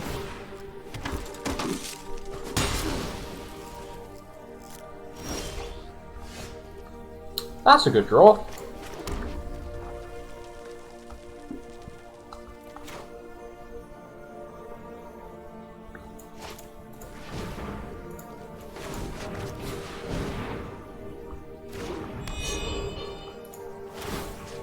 Put that on the Hornbeetle.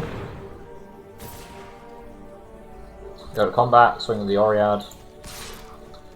They're going to be, they smell a combat trick. Omen of the Sun. Okay, they get some soldiers, that's fine. So they're going to triple block and kill the Oread. Which is fine, because that means Clothis has got something she can exile, because I don't really care about my own graveyard. Really. I want him to swing with the Envoy, and then I can Mystic Repeal the Commanding Presence.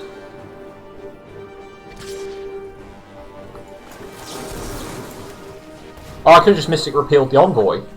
Oof. Okay, well, whoops. I forgot that's an enchantment. It's when there's so many enchantment creatures, you know, sometimes you just forget, right? I'm going to exile the Mystic Repeal because I can't do anything with that. Drop them for 2. Play the Forest. Play the Testing Training on the Hornbeetle. Now that was a good draw. You die. The Clothis is almost turned on, so I'm going to just wait.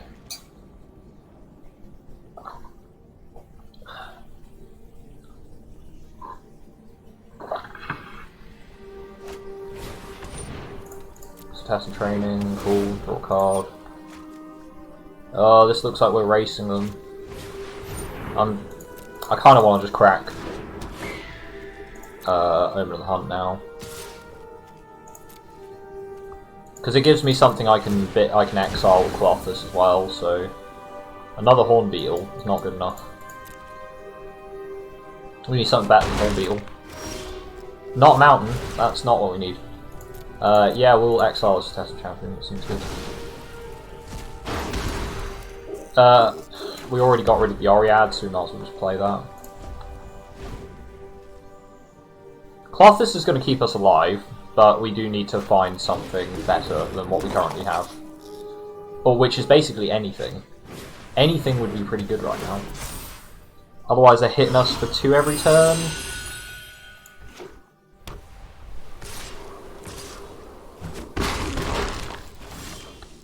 Yeah, this is pretty scary. I mean, if I'm just going to draw land, yeah, then we're going to have a bad time.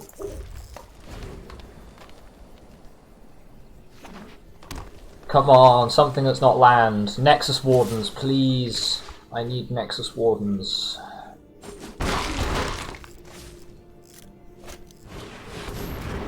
Nessian Boar.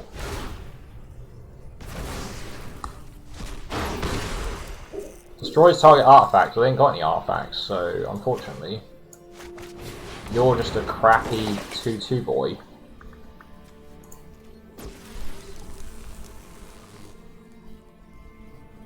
All creatures able to block. This feels really sad, because now that is going to fucking nuke us. And we are going to draw some cards, but unfortunately it's going to just kill all my guys, so... Oh boy, it's going to become even bigger. No, they're just going to make Transcendent Envoy even bigger. Oh, they can just swing for lethal. Yeah, they just swing everything, yeah. GG. Good game. Right, so they have a Nessian Boar, which I don't think is an enchantment creature, so... They didn't get Constellation off it. Right. Well, I mean, I teched in all my stuff against flyers and just couldn't find them. So, I don't know what else I can tech in, really. I picked everything to fight flyers, so this is just what we have to run with. I haven't really got any answers to the Nessian Boar either. They're probably sideboarding in their stuff against gods because they now know we have a Clothis, so which they didn't see last time.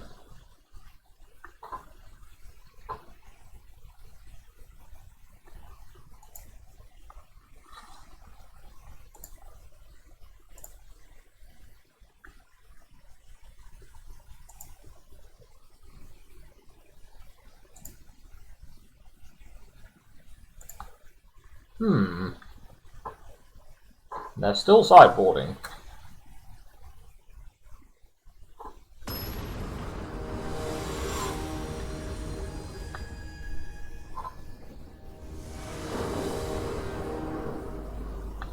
Play first. Hey, we've got the Nessian Wanderer, so we can get our land. So that seems fine.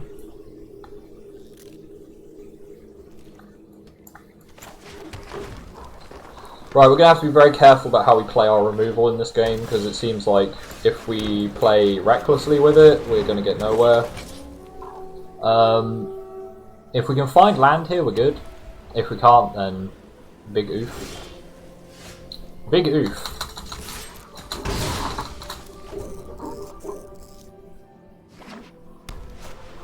Alter the Pantheon. Well, that gives our Irreverent Revelers something to destroy, right? That's good. At least we found a creature. You know? If we ain't gonna find land, at least we can find something playable. Opponent can't find any green. Oh, they've got green. Dirt. Dirt, dirt. Commanding Presence.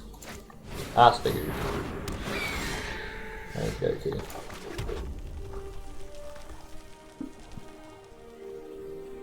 I kind of want more land.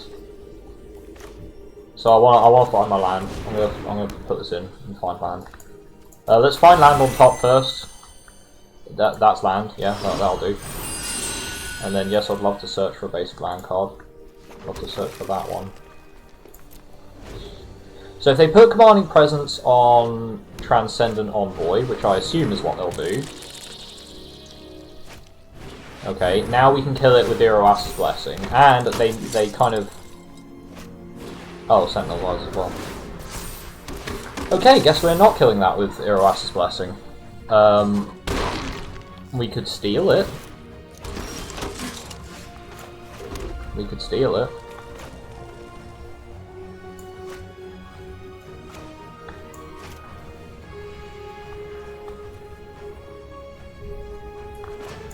Play the Nexus Wardens. We can kill the Transcendent Envoy with the Nessian Hornbeetle, assuming they have no combat tricks. We also need to get rid of their Nessian Hornbeetle.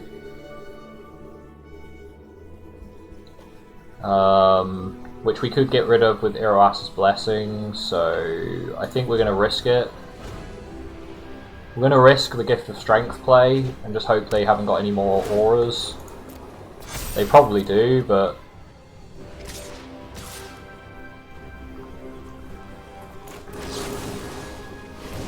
Oh, it didn't pass priority to them. Haha! Haha, you're dead. You're dead. You're very dead. Bronze-Hide Lion doesn't do anything. Are they gonna use their Sentinel's Eyes? Oh, if they put Sentinel's Eyes on Bronze-Hide Lion, I'm going to nuke that into oblivion with Iroas's Blessing. Oh, it's gonna feel so good. That is going to feel so good. Oh yes. Please don't have any more. Please don't have any more. I think that was it. I think that was it. I could combo this though. No. Do it. Let's stick it on the Nexus Wardens. Oh, I can't kill Bronze-Hide Lion because he's got green from the altar. That's okay. I can get rid of the Nessian Horn Beetle. Good enough. That's what it's giving him priority for. That's okay. That's okay. No worries. No worries. Still doing just fine. I think I want to scry on upkeep, depending on what he does, but I think I want to scry on upkeep.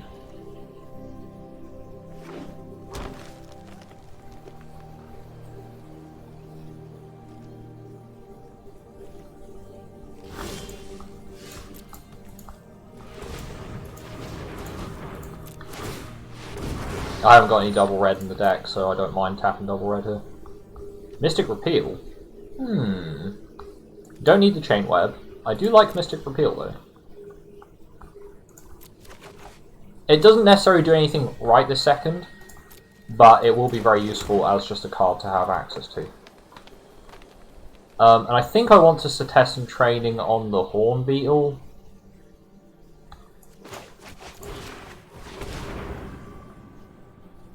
Because it gives it trample, and that's something I'm definitely going to want to have access to. Let's find more land, store a card. Moss Viper. Seems good. I am now shields down, but that's okay. Just getting through our deck nice and quickly, thanks to the Nessian Wanderer. Oh, they're splashing black? Ooh. Ooh, that's scary. That's really scary. I don't like this. Why are they splashing black? I mean, they've got the altar, so yeah, it makes sense. I guess they have some removal that they're splashing for to deal with our giant creature, but maybe they forgot we can give it hexproof. I don't know. Unfortunately, we're just drawing land here, which kind of sucks, but hey-ho. What are you going to do? Nile is Huntmaster, okay. Bottom line, sure.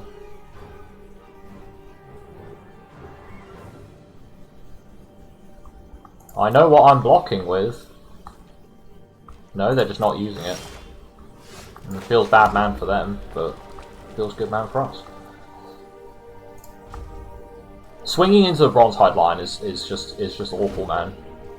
I just can't do anything. I have to wait until I pull something, which gives some real power. Test and training. Yeah, that's going to be a problem. Bipolar Trample. Gets a soldier. Draws a card. How many cards are they on 20? We're on 18. We have gotten through more of our land, so in theory... I think we're blocking with the Celebrant. And I think we're Mystic repealing this test and training.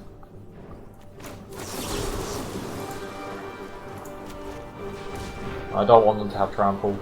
Trample's just so scary in like board stalls like this, so I have to get rid of the trample. This way as well, they now lose their Siona. Oh wait, do I get rid of Hero of the Pride? This gives them 1/1s, but this actually makes all their 1/1s really scary. I think I get rid of the Hero of the Pride. Yeah, that's the correct thing. It kind of sucks that I have to leave Siona on board, but otherwise they just get too much value. So yeah. Thrill of Possibility. Portent is doing me literally nothing right now, so I'm gonna just ditch it. I need to get some actual cards, like Clothis. Clothis is an actual card. Yeah, buddy. We have an indestructible creature. That's pretty good. Now we got this, and we can make our Horn Beetle. We can make it hexproof. Yeah, let's make our Horn Beetle hexproof. I could even make Clothis hexproof, but she doesn't grow, whereas this grows. So, actually, I think making Clothis hexproof is smarter. It's the smarter play to just make cloth effects proof, actually. So, because now his delete target god doesn't work. This is really good. Boy, this is so nice. It's a testing champion, doesn't matter. They have to have like Colossus's design to like win out now. Right. Can they pump 3 power on this? If they've got a... Oh, I can take 2 damage, it's fine. I don't want them to suddenly go, pump it with Gift of Strength, and then your thing's dead. Yeah, let's delete their hero. And then shock them. That seems good.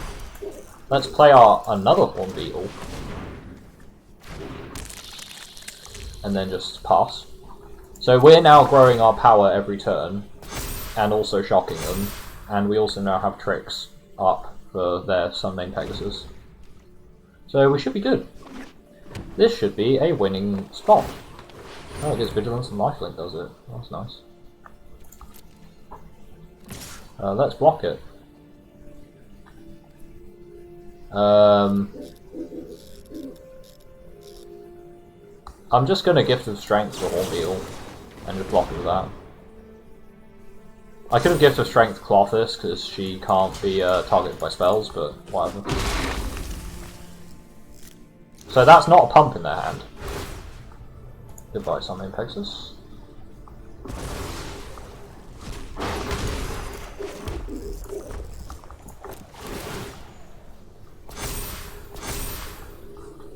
We can literally go down to our last cards and still win this game, so... Wings of Hubris. Okay. Where's my irreverent revelers? This is the purpose I sideboarded you into this matchup.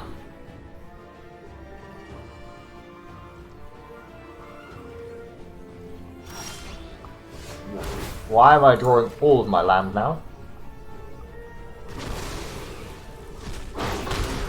Donk.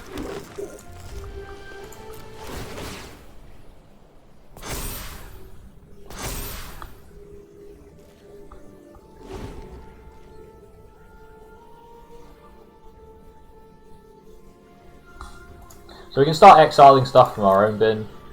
We've drawn through nearly all of our lands, so yeah, I was going to say we should start drawing some actual good stuff now. Get rid of the Omen of Hunt. Let's gain a bunch of life.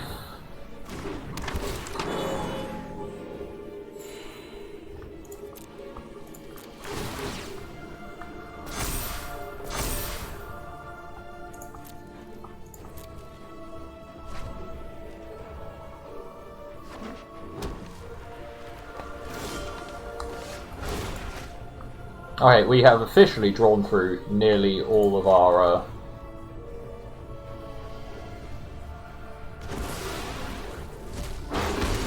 Carthus is just gonna donk them every turn.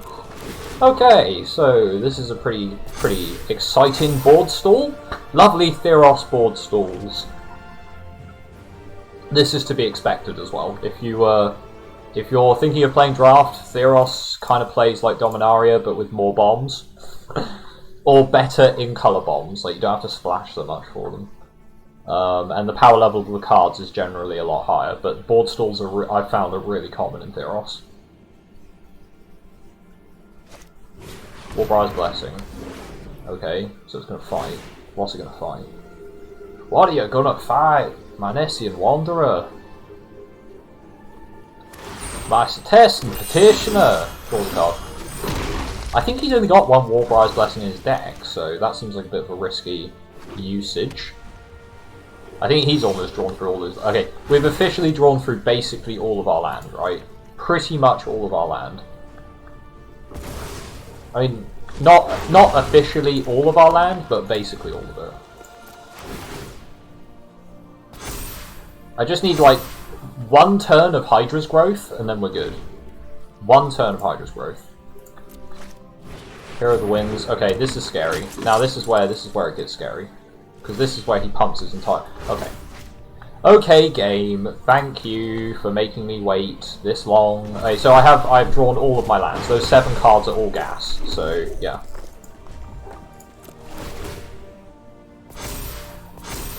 To be fair, I can just like delete my graveyard and he dies. So he is on the clock. Clothis has got him on the clock.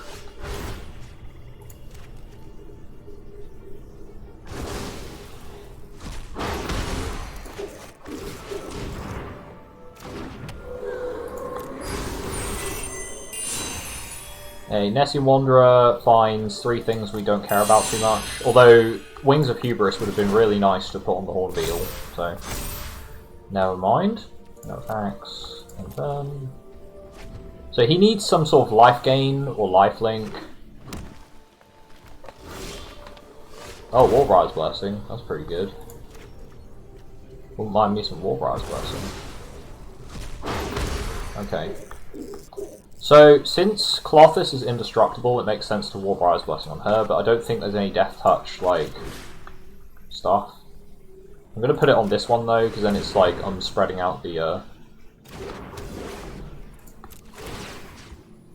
I want to kill Hero of the Winds.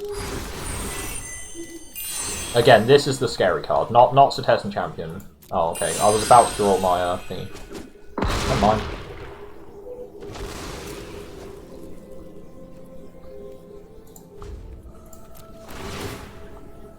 I'm actually going to swing with the Horn Beetle. Force them to start jumping. Yeah, you could block this, or you could just, you know... Oh, he has Bronze-Hide Outline, which is indestructible. Derp. Derp? That's an indestructible creature. I forgot about that.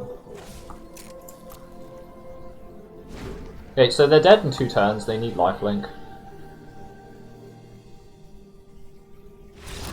They just concede. They don't have any. They don't have any answers to Clothis. So Clothis literally won the game by just sitting there and exiling things out of the graveyard. And you know what that means? We got 3 wins, so we can play another draft entirely for free. Feels good, man. Can we get some more? I don't know. Special K. Special K is proving to be a half-decent deck, though we have played against white-green auras. White-green auras and blue-green constellation. Although it was kind of just blue-green value, which just happened. No, it was constellation. They had enough constellation cards. That was definitely a constellation deck. What are we up against now? Oh, black. Oh, first black deck. We didn't even see the black card that our opponent was playing as like their. This is my black card that I am sideboarding in for this particular matchup. Oh, it's black aggro. Okay, well, Oriad is pretty good here. Oriad of Mountain's Blaze is... It's funny, because it's a red card, more toughness. You don't get that very often. Like, just like... Oh, Agonizing Remorse. You nasty human being. Making me see hunky Daxos being murdered. Feels bad, man. Feels real bad. Okay, they don't do anything. Nice. We play Nexus Wardens. Do we swing? No, we don't swing. We don't swing, don't be ridiculous. We're not a deck that attacks our opponent. Oh, Underworld Dreams. Eesh. Wait, why would you do that? This doesn't make sense. Opponent, you're not making sense. Opponent. God, they know I have a Mystic Repeal in hand, right? So why would they play Underworld Dreams? They mill themselves for 2, they mill a Woestrider into the bin. Okay, that's a pretty scary card.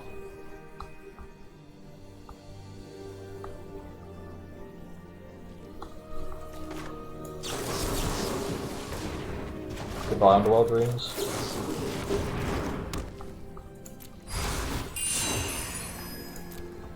I'll take another forest. Thank you, sir. Beetle. No attacks. I don't think do I want to use the Erasa's, but I don't want to use the Erasa's Blessing yet. I want my opponent to put something worthwhile on the board. Mire's Grasp, okay, fair enough. Their opponent's going to have some removal. Sacrifice a creature, draw a card. That is what I'm hitting with Theros' Blessing. So let's scry, because I want to see what I got on top. Don't need you. That seems good though. I'll take a Warbride's Blessing. So that's dying. Put on Nexus Wardens. You. No card draw for you. Turn. I'm happy to play Gruul Control. Gruul Control is an archetype that I apparently can play. So the Woe Strider is going to come back as a 5/4. Kind of scary. He gets a goat and Grim Position.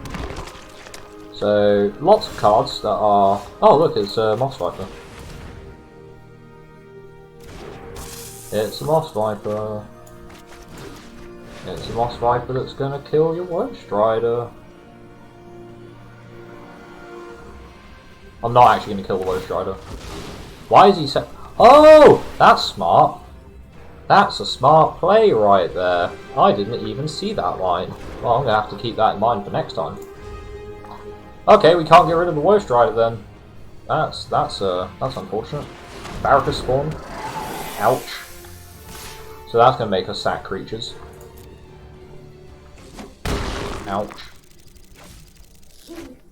And a Scorn Tiger. Okay, so it's full mono black, just pile, I guess. Yeah, I don't want land. I would like something that's not land, please. I would like something that's not land, please. That's a card. That's a... That gets Warbribe Blessing back. It doesn't get anything else back. I guess I can block with Nexus Wardens, so I get the Eroas's Blessing again. If he gives me a good block. Do I block this, and then Storm Herald to get value? Seems reasonable. Seems reasonable.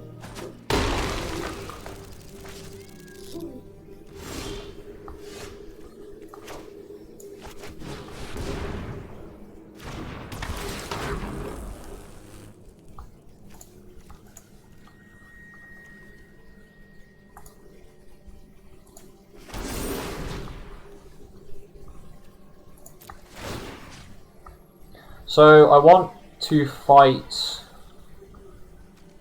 the Farrakhan spawn, and I want to nuke the Woe Strider.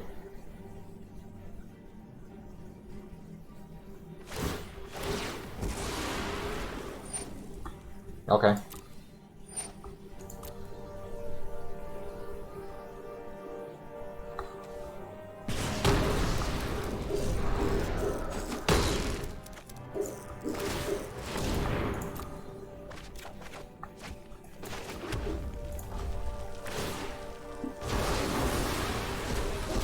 And he dies.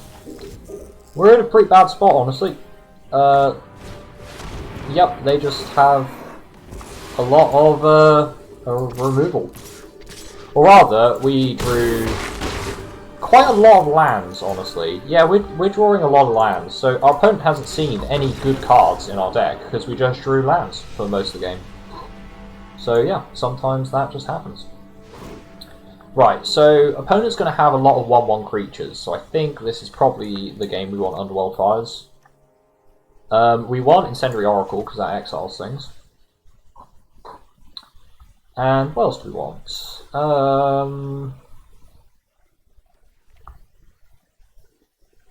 Wings of Hubris seems pretty good. I don't think they're going to have a whole lot of flyers. What do we want to take out? Moss Viper is probably decent, actually, as the game progresses. Although it is a non-bow with Underworld Fires. I'll take it out. Take it out. They've got too many small creatures that don't care, so... Impending Doom seems kind of bad, which means we can take Storm Herald out. Because they can do too much, like, pre-combat tricksy stuff. So, yeah, I think we're going with this. Opponent probably didn't sideboard anything because they didn't see enough of our deck to sideboard. Or maybe they just have a really fire deck and they're just like, yep, immediately jam that again. Well, we got our Underworld Fires, which is nice. And this does actually exile the stuff, so they don't get any graveyard to work with. So fingers crossed they start Ariad Mount Plays. Yeah, I got one of those. This is sorcery though, so we have to see their board first. Oh, Wings of Hubris. I'll play that. I don't want to play Clothis yet, there's no point.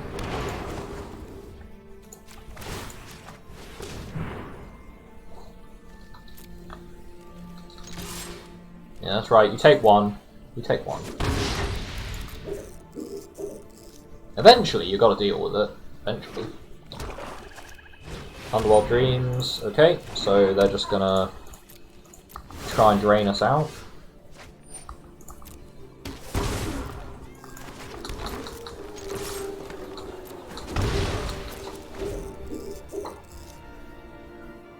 Please no Remorseful Agony, or whatever it is, Remorseful Memory.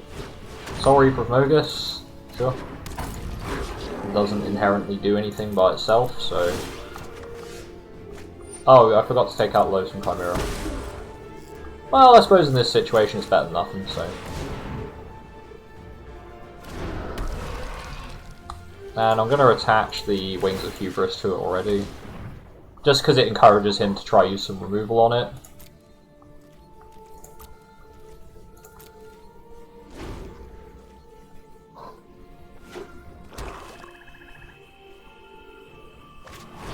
Final Death, exile target creature. Sure.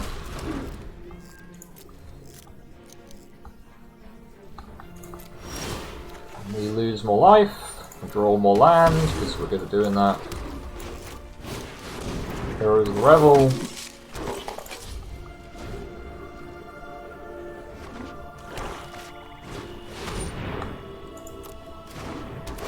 So that's going to nuke my heroes. Here's Badman. Alright, now we play Clothis, because this is a good time that Clothis can come down. So Clothis comes down, along with Vanessa Hornbeetle. Do they have an answer to Clothis? If they don't, we're going to start getting mad value. Because we can just make sure they never have a graveyard to work with.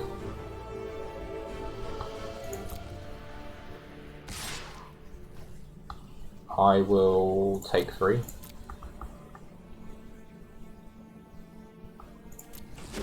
Seems fine. I think I'm going to ditch the Underworld Fires because it doesn't do anything in this situation. Runescarred Berserker. Okay.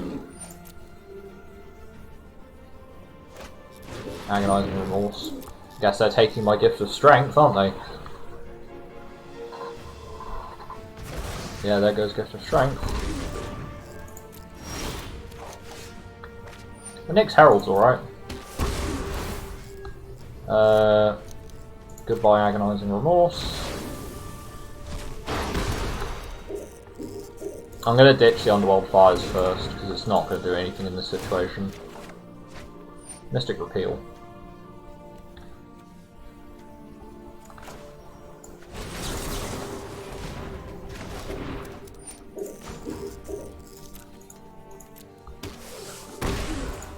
Okay, so now we're not in danger of just dying. We're going to race them.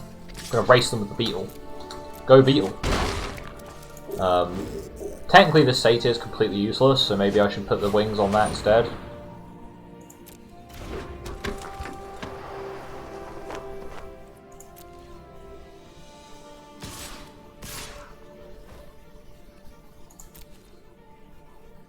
I don't think we can afford to take that much damage, so we're going to have to block.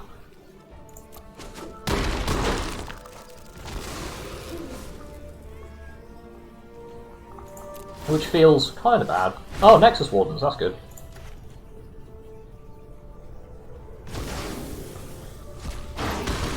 Yes, we're going to have to equip these onto the Satyr, because the Satyr is, like, not useful otherwise. So we play this first because it's got Constellation give us life, and it blocks basically everything on their board.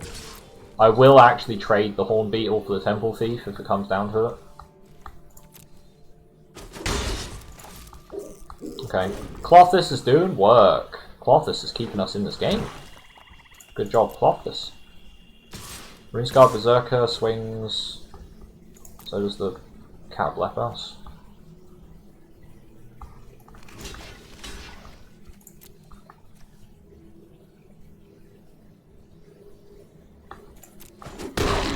Take 5. Oh, I really hope they haven't got a Gary. That'd be bad. Okay, so they sack that to draw a card. Omen of the Dead to return it. But they can't play it, so that's fine. But next turn they can. It's Golden Piper. And then they'll kill our Wardens, right?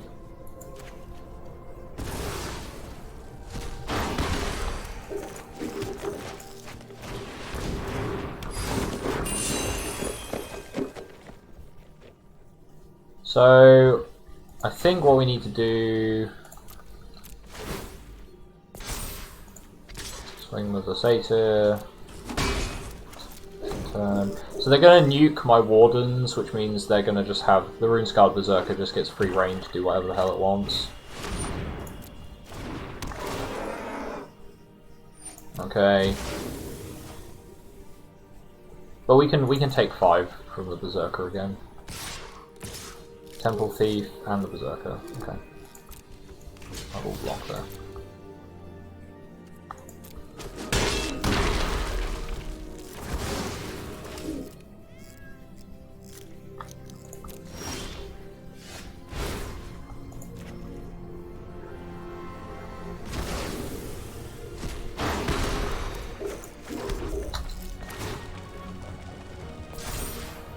Hey, we're not quite dead. We're almost dead. Not quite. Actually, we may just be flat out dead. So we can block the Runescarred and we take 2, 3, 4, 5, 6, 7. We take 7. And then we need to draw 2 damage off the top of our deck. No, we need to draw 1 damage off the top of our deck. Or they could just get minus Grasp and kill us. So, yep. Mono black beat us. We just drew... I mean, again, we just drew a lot of land, not much else. Then again, we don't have any really, like, top of the curve or top end creatures, so maybe that was the problem. I'm just going to make some changes to the deck, actually.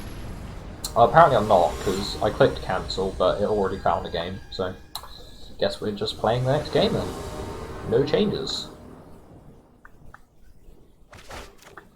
Seems fine. White. I don't know why loads of people are playing white, it just doesn't make sense to me. Why would you play white? I'm gonna play Cruel Celebrant. Or Careless Celebrant rather, Cruel Celebrant's a different card. So white-black, got Warjolf here. They don't do anything, cool. I'm gonna just swing. Take it, cool. I'm gonna play Nyx Herald. Might as well get it out there.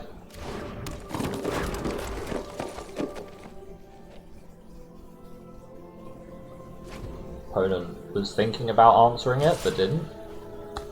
No blocks.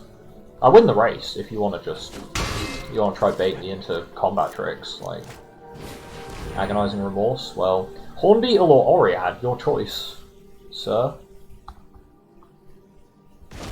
Horn Beetle, good choice. Good choice. Another land, but no creature to follow. So we're going to start ditching our land to the Oriad, because we don't really need more than 5 land. We're just going to hit 5. And get donks. They might have an Omen of the Sun they're thinking about holding up. Glory Bearers, okay. That's a Clothis.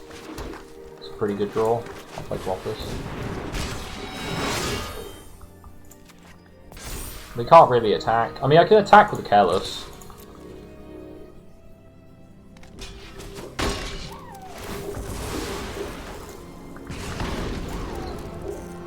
good. I'd take that trade. He can be a problem if they get a bunch of pumps on him all at once. So we can start shocking them every turn, which is good. And the Cetessan Petition is going to give us a lot of devotion. Timoret. Timoret's not a good card. Delete Hero of the Pride.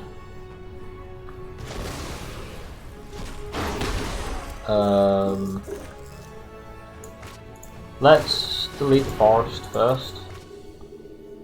Probably should attack my mana differently.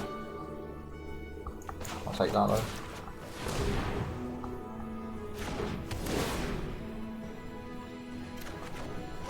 Gift of Strength. Do we swing with the 4/4? So if he's got Omen of the Sun, he has to lose all his creatures to it, so seems fine. Yeah, it goes down to 6. This is not a good game for our friend. He's dead on board because of our Clothis. Because I can activate Clothis next turn by playing the Petitioner. I mean, he can use Timoret to exile creatures and gain life that way, and also save himself from getting bolted by Clothis, or shocked by Clothis rather. So they find a land. I guess they're playing white-black control. I will block that. If he wants to use a combat trick, yeah, you're welcome to, sir. You're welcome to. Because, you see, you're dead, so... That was a... I don't know why people make attacks like that, it's just like... I need 1 damage, I'm in green-red. What did you think was going to happen? I really don't understand that. That was a silly attack. And they're looking at Clothis like, grr, Clothis got me! Actually, I would have killed him with just with the Gift of Strength, but... Clothis is mythic rare, she must be the reason I lost that game. Black-white. Wings of Hubris. Gift of Strength.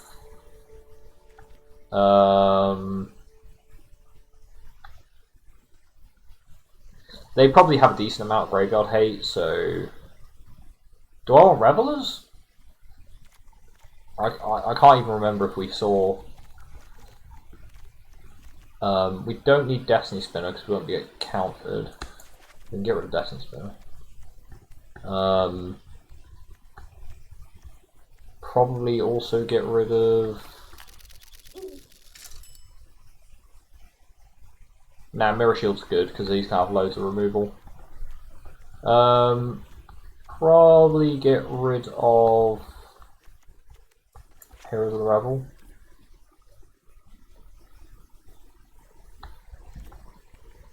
We haven't got a huge amount of graveyard hate in our deck. I mean, Clothis is kind of our graveyard hate.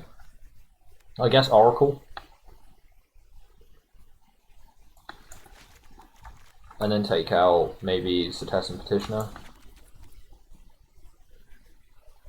Seems fine. Yeah, seems fine. Well, we won game 1, so we get to choose who... They get to choose, so they'll go first, probably. And then we'll get to go next, if the game even goes to that point. Double Horn Beetle. Fingers crossed we draw a 4-power creature. Because that would be great. If we can get 1 Horn Beetle up to 4 power, then all is well in the world.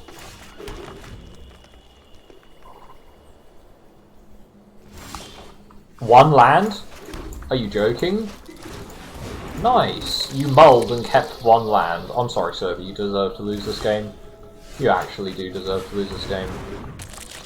I have no sympathy for you. Oh, they found their land. Oh, there we go. Birth of Man. Oh, they found another land. Oh, okay.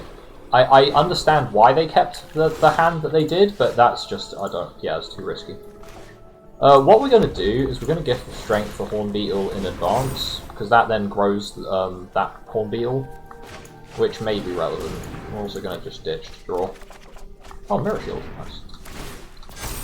I'm going to swing for 8. Donk, donk. Wall. Okay, it's 3-1. Oh, there's Eras's Blessing. Nice. So we're going to attach that to this, and we're going to donk the Leonin, because the wall doesn't do anything, like the wall can't possibly trade for my creatures, so I can just push more damage if I do this. That gets, and then once this is a 4-power creature, that will get pumped up. So they're on 6, they gain 2 lives, they're on 8. And I can drop the Mirror Shield and attach it to my Horn Beetle, so it continuously it's safe at that point onwards. Okay. Okie dokie. So what we're going to do is we're going to attach the shield to this Horn Beetle, so this Horn Beetle's safe. And then once they exile this Horn Beetle, we can Storm Herald the Theros' Blessing in. And yeah, good stuff!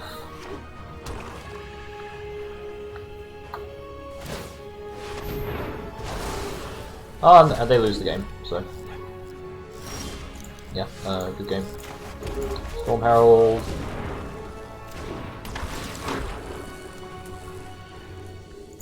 Theros' Blessing. Bonk that. Indomitable Will, sure.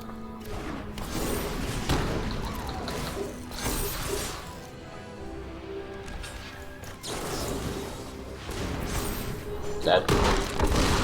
Donk! That's one rather dead Richard. Well, that was an easy game.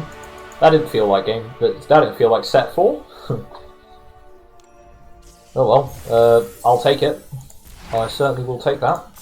All the way to the bank, yes. That's what we like to see. We like to see that.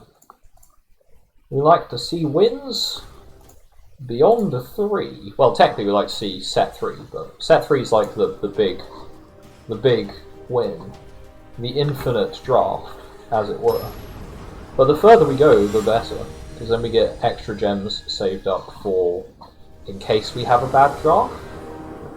That's the idea. I might have time for another draft, actually. I'll probably be pushing it if I do, so I do like drafting, though. Did I queue up into Historic? What? Nobody uses this card back except if they're playing Historic. Oh, they mulled, that's good. On the play and they mulled, that's always a win. Should we Hydra's Growth the Moss Viper to have a giant Death Toucher? Devour of Memory. So. One more card's put into your graveyard from your library. Devour gets +1/+1 common blocked.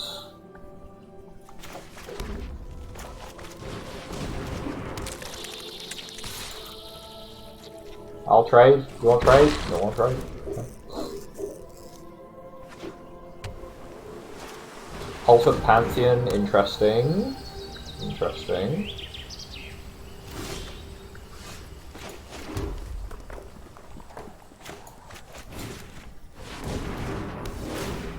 Right, now we play the Do You Have Removal game. Do you have removal? If you don't, I recommend you look for it.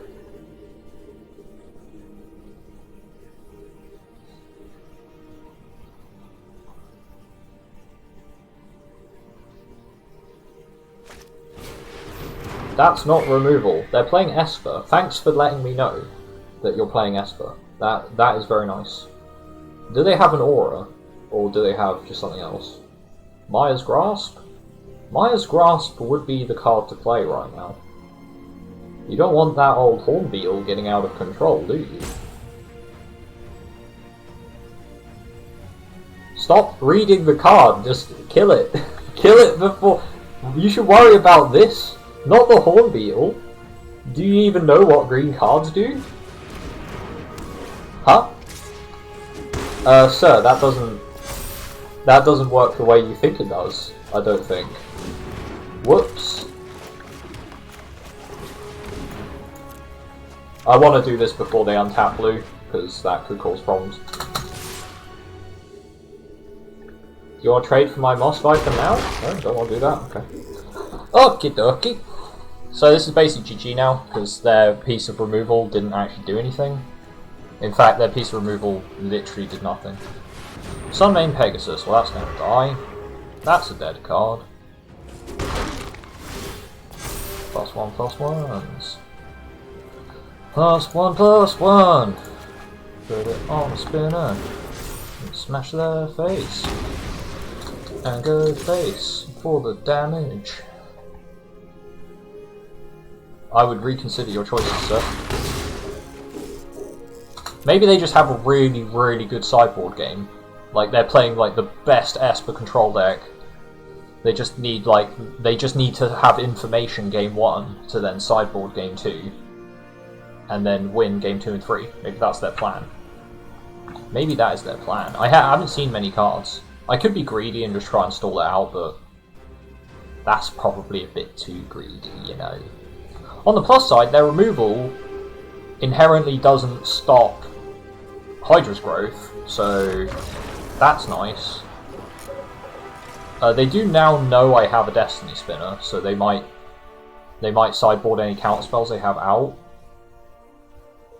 I mean, they might sideboard some of the counter spells out.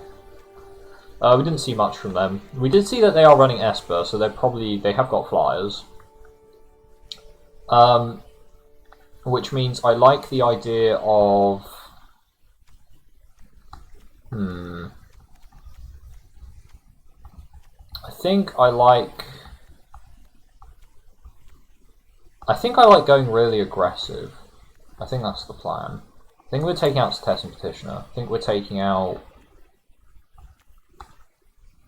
We're going Gift of Growth. I think we're taking out Nexus Wardens and sticking in Underworld Ragehound, and we're just going ham.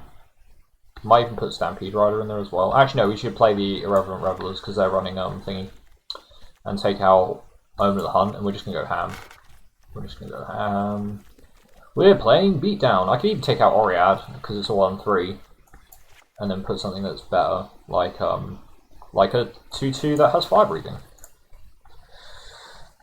And we're just gonna smash them. We're just gonna bash their faces in. That's what we're gonna do. We're gonna play Raw Beatdown. We're playing the most gruel you can get, where we just ignore what our opponent's doing and we hit them. We hit them as hard as we can. This hand is fine. It's got a 1-drop, which curves into a 2-drop. That's right, I got a Moss Viper. Big scary Viper. I'm drawing land. Oh, we are landlord now. We're Gruul landlord. That's right. Get in there, Moss Viper. I'm hammering my spacebar. There we go. Get in there. 1 damage. That's what we need to see. We need to see 1 damage. I want to prioritise putting red mana on board for the fire breathing. Oh, Hydra's growth. Ooh, are we playing into removal? I think we're playing into removal a bit hard.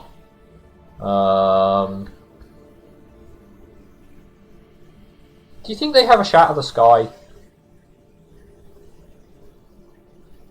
They didn't play anything on turn 3, they've only got 1 blue open, so it's either a Whirlwind Denial or it's something like... You're going to play the Messinal Deal. Counter it, go on, counter it. No, you didn't counter it. Okay, we might just get Shatter of the Sky next turn, and then we'll just, like, cry. That will just be a big cry.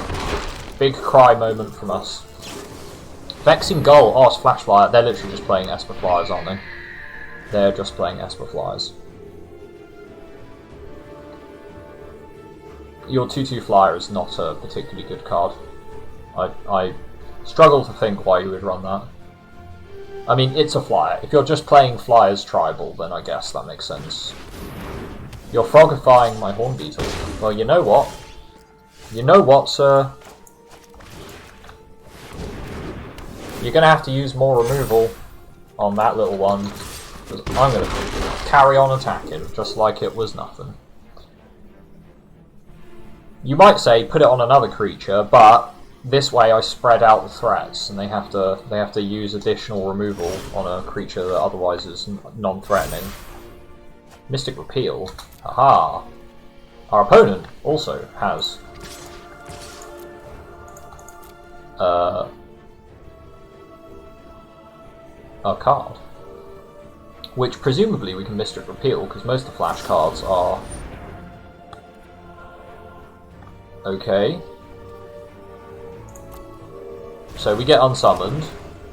We lose our Hydra's growth, which is kind of sad. Do they take the trade? Do you take the trade? Okay, fair enough. I'll take a flyer for my 1/1. Seems good. I'll play that again. I'm not. I should have played the mountain. I shouldn't play any more lands. I mean, it doesn't matter if I play lands or not, but it looks like I'm sandbagging something useful. Oh my god, lands, please.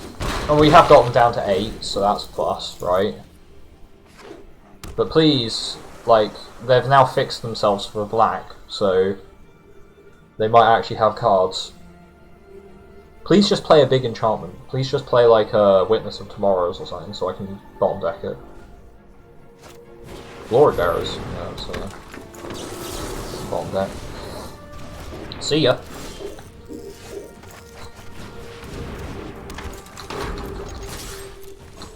Okay, opponent needs 2 creatures.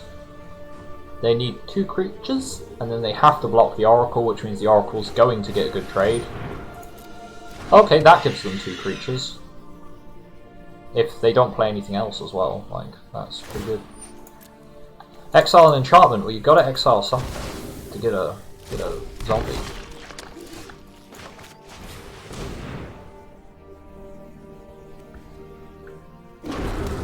I don't actually need to play the land, because they're dead if they don't block the Oracle, so I'm just going to swing with both.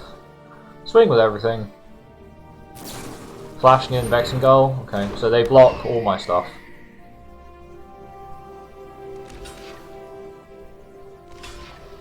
They're not going to block with Ephemia? No, okay, they are going to block with Ephemia. Okay. So, opponent needs a creature. You got to play a creature. Or removal, one or the other. You have to play something. You can't leave this on the board. There's a Witness of Tomorrows. Oh, it's a Nyx Herald. Unfortunately, Nyx Herald doesn't work, so we're just going to lose our Underworld Ragehound. Escape for 4, sure. So we're going to escape it after it dies to the Witness, and then basically they're forced to have an answer to it every turn. 1, 2, 3.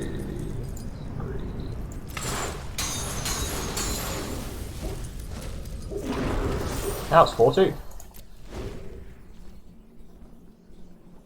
So opponent needs another creature. Because the Witness of Tomorrows is going to die in a second. Okay, well that's another creature. But we can force them to make blocks, which is good. They do actually have another... What is being held for priority? Star Mantle? Heroes of the Rebel's pretty good. It's a pretty decent card. That's a pretty decent card. That's a 4/4. That'll do the trick. Right. Get in there, Ragehound! Do I attack with both? I think I do.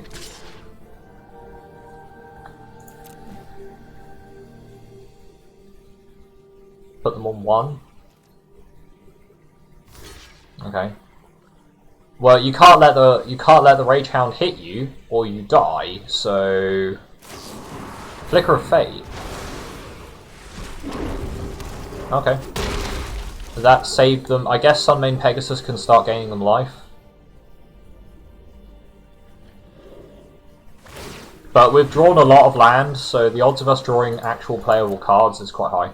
I mean, we've drawn 8 lands in our top 20, so we've drawn more than half our lands. Well, we've drawn half our lands in more than half our cards, so... Or less than half our cards, sorry. Words. Words are not with me today, but... Opponent is down to their last card. And they were using... Like, that is not a... Yeah, they don't really have anything. They can't even... Okay. They can lifelink the Pegasus again, so they have got that going for them. However, we are going to make ourselves a nice tramply forest thing. It's a 2/2 with trample. Swing! Swing with everything! Attack!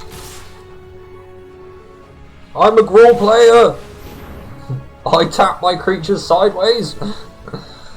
I don't care if I lose land. Like, why would I care if I lose land? Let's go. Let's go. So the Devourer gets a bad trade. However he spins this, right? So he's going to go up to 8.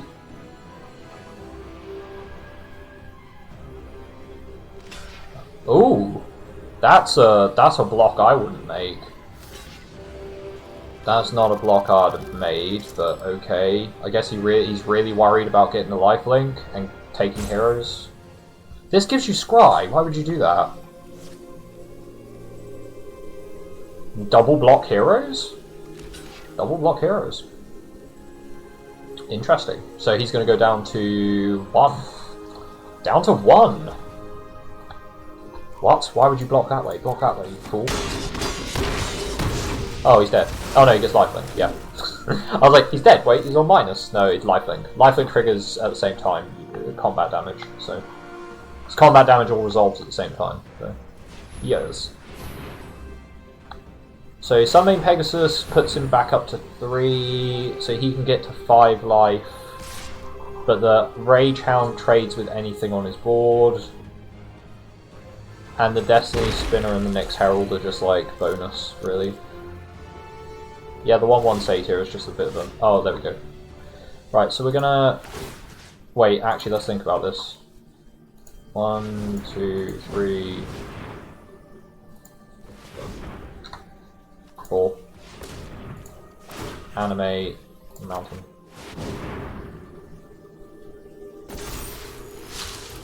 Let's go.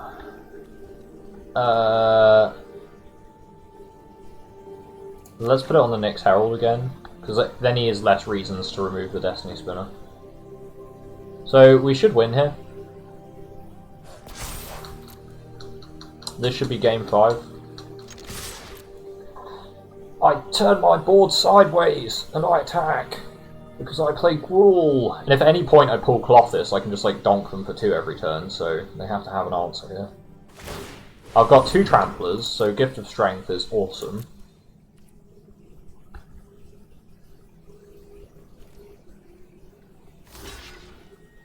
Okay. So they're taking 5, 6, so they're dead. So you have to have another card, so I'm going to pass priority to them. Flicker of Fate. Okay, now in response to that, I give them strength to the mountain and kill their flyer and kill them. So yeah, donk, donk, donk, donk, dead.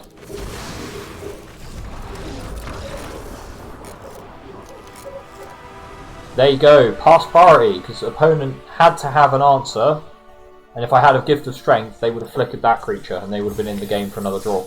So always in those situations, if you've got your opponent dead on board, wait for them to answer you and then go for the kill. Breeding Pool, nice. I didn't have all 4 copies of that. I don't craft Shocklands. Yeah. Don't craft the temples either, because people will go, oh, craft all the nice rare lands. Problem is, you'll craft 4 copies of them, right? But you'll never use 4 copies of a temple in a deck. So you might as well just wait until you get 3 copies from doing drafts and stuff. That's my advice. As someone who plays entirely free to play, that's my advice. Anyway, we got 5 wins, 5 sets, Gruul. Here we go, 6 packs, 2,100 gems, claim price, nice. Yeah, so I've got my packs here. I'm not opening them yet. I'm gonna wait till I've burned through all my gems and then I'm gonna open them. That's the plan. Yeah, you might be thinking, well, you might never open them then. If you go infinite on draft, you might never open them. It's like, well, guess I get to open all the Theros cards when I decide I want to play standard. Anyway, I was going to head off in like an hour, so I'll tell you what, I will... I don't know if I should do another draft because I'm going to head off in an hour. I really want to.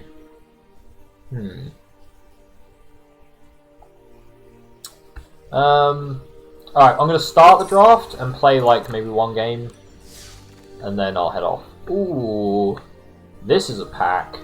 Dream Trawler, yes please. This is such a bomb, such a bomb. Right, so we're in white. We're in white blue. We just hands down. We're in white blue. And in our second pick, we get Revoke Existence, which is really good. There's also Triumphant Surge as well, but I think we prefer Revoke Existence. And then we get a choice. Ooh, Brine Giant. That's a pretty good card. There's also Deny the Divine, which is pretty decent as well. I think I'll take Brine Giant. Commanding Presence. It's very good enchantment. Very, very good enchantment, so I think we'll pick that up too. Right, so we've got like a handful of bombs. Seagull Scorn. Wow. Kind of want to take that as well. Maybe it might be a bit much. 2/5 for 4 is actually pretty good in this format. And it's an enchantment creature. I'll take that. Mixborn Seagull seems good. Got removal. Oh, Stern Dismissal, that's way better. This is much better because this format's full of auras, so Stern Dismissal is amazing. Sweet Oblivion. Yes, Sweet Oblivion is potentially... Right, if we pull a Thassa's Oracle, we have the God Mill deck. Feels good. So we're going to take Sweet Oblivion, because that's just... the potential is there. Tearing Wave Mystic. Mirror Shield. I think I like Mirror Shield. Mirror Shield gives things hexproof. Hexproof is pretty good. That Mills People, that is a creature, like an actual creature. I think I prefer actual creatures. Sleep of the... Wait, the removal wield. Are you serious? The removal wield? Well, I'll take the removal then. Take the counterspell. Because that's a good counterspell in this format. I think I'll take the Sage of Mysteries here over Starlit Mantle. Because we've got a lot of self-protection anyway. I'm going to take the Sage Time. Riptide Turtle. I mean, it's a creature. First row in games. Metamized Prophecy, though. Ooh. Ooh. Metamized Prophecy. This is like divination on crack. This is just really good. Really good. Yeah, I'm taking Metamize. We have one hell of a blue-white deck so far.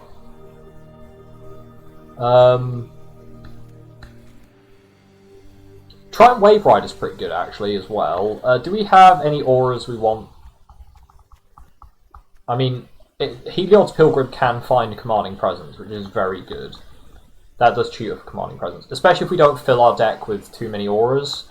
Heliod's Pilgrim is going to be very, very solid, so I think that's definitely a pickup there.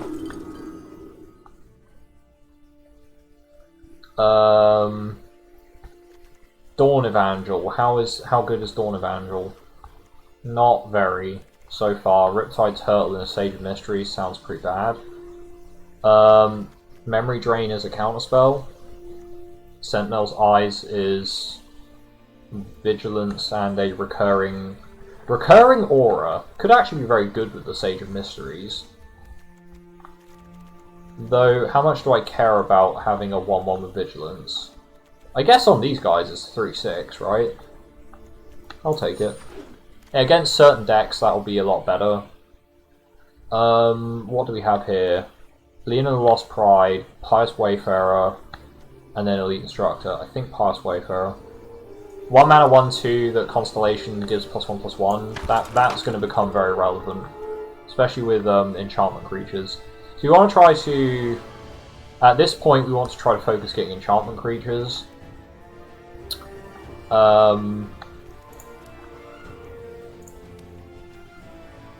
mean, Memory Drain is fine. I guess we're playing Memory Drain. We don't need any more big creatures, so we'll just take Counterspell. Omen of the Sun. Another Revoke Existence. I think we take Omen of the Sun. There's also Naiad of Hidden Coves, which is really good too, but I think I prefer the Omen. Yeah, the Omen is just really nice. Very, very good. Another Nyxborn Seaguard. Sure. So we've got removal creature, enchantment creature, or board pump. This could be very nice to end games. So instead of, yeah, because we're probably, if we don't get the Thassa's Oracle, we're probably not playing Sweet Oblivion, so I guess Phalanx Tactics would take the slot. Seems decent. Whirlwind Denial or Deny the Divine. This is much better in Constructed. Though I suppose in Limited, your opponent has to pay 4 is still equally valuable, so I'll take it. If I had to splash for a card, I guess I'd splash for Elspeth's Nightmare. Do we need Wings of Hubris? Probably not. So what would I splash for? Finding the Titans, I guess. Or maybe Fruit of Sisyphus. Wow, this is a... Blue-white is really not, I'm probably not playing the Rumbling Sentries, just going to the sideboard. Cool, pack 3, Eat to Extinction. It's a shame we can't have that. Well, it's a shame that we're not in the colours for it, rather. Shimmering Chimera. Beginning of your upkeep, return up to one other target enchantment you control to its owner's hand. That's a pretty good combo.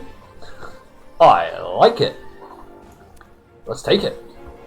That's too good not to have. Ooh. Glory Bearers probably lets us swing a little bit more recklessly. So I can take a Glory Bearers here. Skullkraken, Threnody Singer. Target creature and opponent controls is -X, -0, where extra devotion to blue. Not that great. 3/3 flyer for X, or I go for the Skullkraken, which is a 5 mana 3/5 that lets me loot. So I go for a loot, I go for a flyer, or yeah, I think that's probably my choices. I don't think I need more late game stuff. I guess I want to take the Chimera because it can be cost reduced. I guess. Oh, it's Thundering Chariot. This is actually a very, very good card. Do not underestimate this card. It's like crew 1. What? I just get Pious Wayfarer and crew the Chariot, and then play some enchantments, and then the Chariot becomes like a 5/5 first strike and trample. People don't tend to run artifact removal either, so yeah, this is really solid. Very good pickup. Very good pickup. Another Whirlwind Denial, another Glory Bearers, a Triumphant Surge, a Naiad, and then a Thirst for Meaning. Does make our counter spells cheaper. I think I want the Naiad.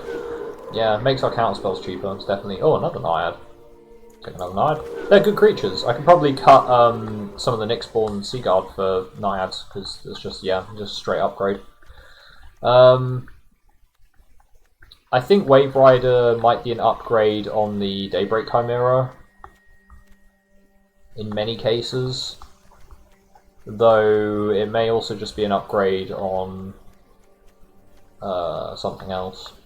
I mean, we're probably not playing Sweet Oblivion at this point. Or we're almost certainly not playing Sweet Oblivion.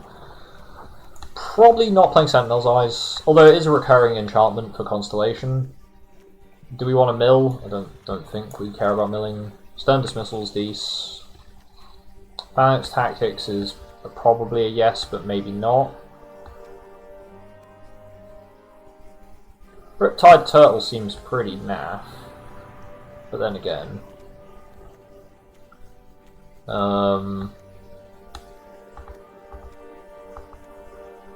could probably cut a Seaguard. Leaves us with these. I want cheaper enchantments. I guess Nyxborn Courser does fill that role, and it does give me devotion for the Daybreak Chimera, but what am I swapping for it? Maybe the Mirror Shield? So I could take the Courser. I think I could take Courser and swap the Mirror Shield for it. Maybe just pull the Mirror Shield into against decks with loads and loads and loads of removal. Denied Divine.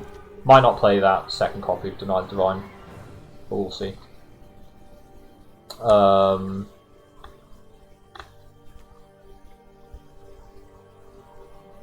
I guess there's nothing inherently wrong with the Towering Wave Mystic, but I'd rather have enchantment creatures, so take another one Courser. Glimpse of Freedom. Against grindy matchups, we might want to sideboard that in, but I don't think I want to run it main deck. Flicker of Fate. Against decks with lots of removal is quite good, so again, another sideboard card. Probably not playing Change of Memory. We may want another Whirlwind Denial, but I'm not even sure if we want... Oh my god, that's a lot of Whirlwind Denials. We just got a playset of Whirlwind Denial, basically. Pretty much. In which case, I could just take out all the Deny the Divines and just run Whirlwind Denial instead. Because in many cases, this will just be a straight counterspell, so...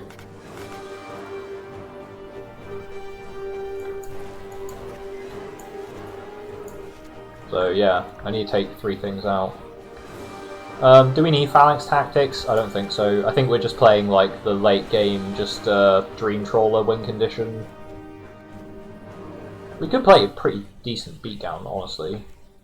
I think I take the Seaguard out actually, because we've got 2 Nyxborn courses, which for the most part will do that job just fine. Glory Bearers probably don't need, though they are an enchantment creature, and I'd rather not. We can take the Memory Drain out. We don't need that. Do we even want the Daybreak Chimera, or would we rather have like Glimpse of Freedom?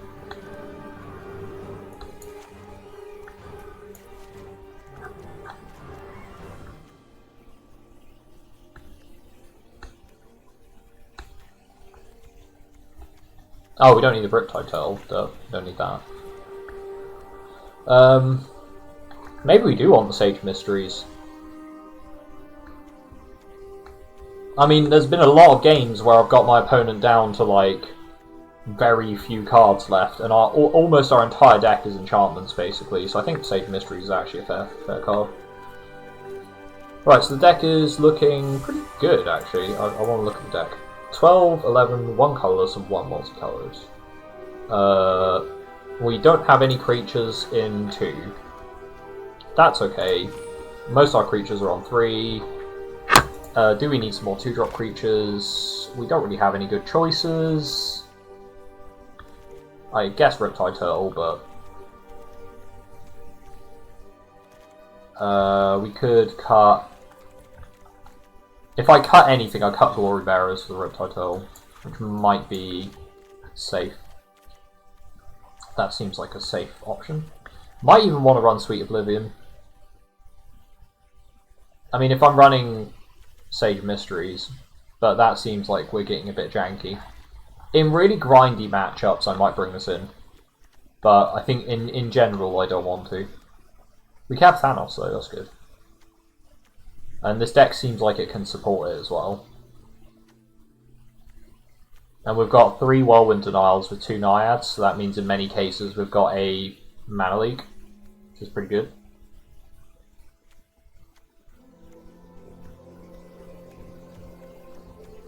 Cool. I could even take the Sentinel's Eyes out, but they're like a recurring enchantment, so we can keep getting Constellation value if they remove our creature, and then we can bring it back, and then, yeah. Omen of the Sun Shimmerwing is going to be such a sick combo, and Dream Trawler is just a really, really amazing card to have, just as a generic, like, really high value win condition. Because it just protects itself, it just gives itself hexproof. So yeah. Very solid. Very, very solid. It's also a pretty good body. Like 3/5 flyer is no joke. Right, I think that'll do. I think this is a Azorius.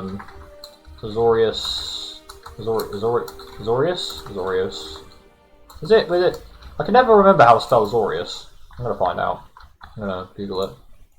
Azorius. It's with no O. Good O. See, I always forget. Azorius.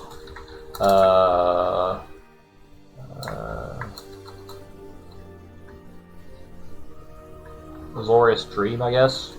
Azorius Dream, yeah. There's a pretty dream Azorius draft, honestly. Very solid.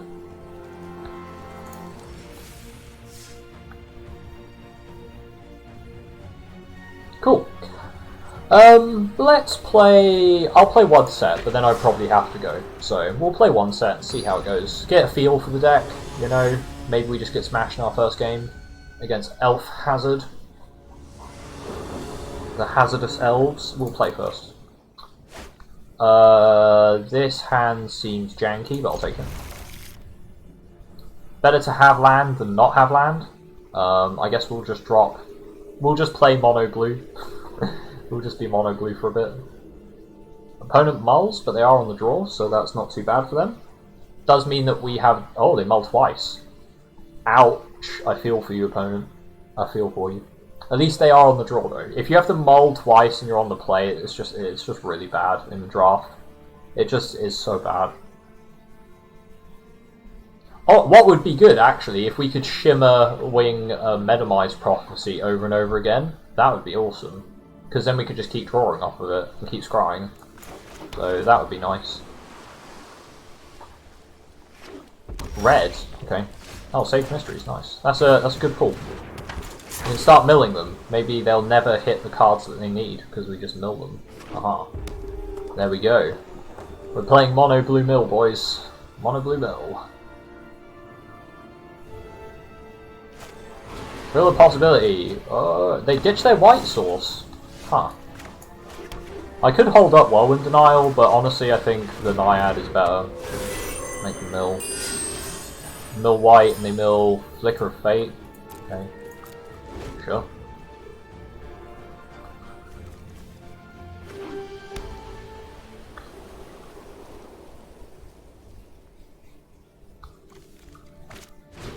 Anax. Okay, Anax doesn't do anything yet. Do I play the Shimmerwing just to have a creature on board, or do I hold up Whirlwind Denial? Turn 4 is going to be the scary one, I think, but... Yeah, no, let's play the Shimmerwing. Let's get the value. What do we mill? Glory Bearers. Oh, and Commanding Presence. That's a good mill. That is a good mill. I approve. Okay, opponents on 4 mana. Have they got a really scary play? Tectonic Giant. That's pretty scary, that is. That's pretty scary. I could kill their Anax, though, if they're not careful. So, if they swing with Anax, I probably will. No, we don't want to return, because we need blockers. Omen of the Sun! Oh, it's happening! It's actually happening! We're going to get the Shimmerwing value. It's going to be so good. It's going to be so good. Oh, that's disgusting. That's actually, and we get to mill them as well. Oh, if you're wait, what? At the beginning of your end step, control creature excellence. The card until you exile the card with your choice. Yes. Absolutely not. You do not get to play your entire deck every turn. I mean, not their entire deck. You know what I mean? Like they just get free cards, free card draw, as long as you control a powerful creature. Pretty good.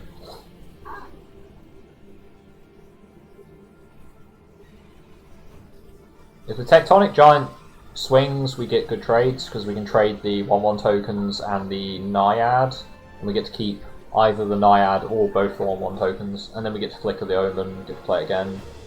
Pretty good. If we draw another white, we can play the Dream Trawler, but I kind of want to hold that back. If I can win the game without playing the Dream Trawler, that would be great, because they wouldn't know I have it.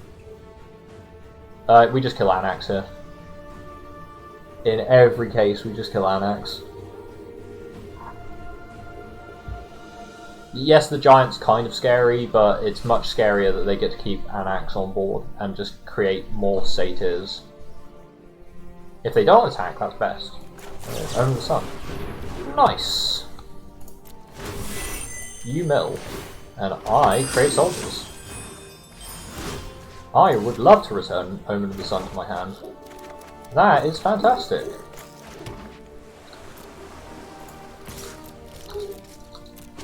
Donk.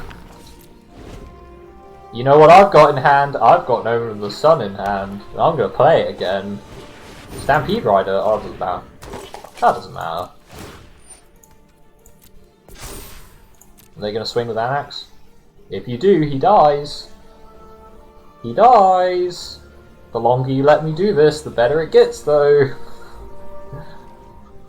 Oh boy, we get Omen of the Sun again. I like this combo. This combo is great. Shimmering Chimera is busted. I'd love to return overs onto my hand. Stern Dismissal as well. Nice.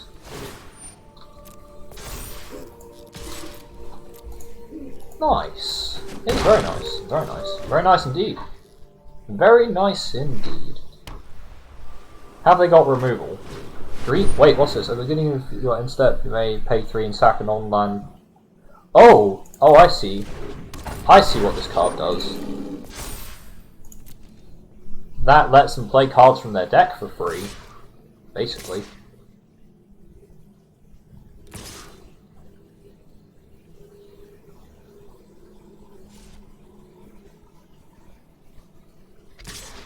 Oh, they are going to swing with the Annex as well.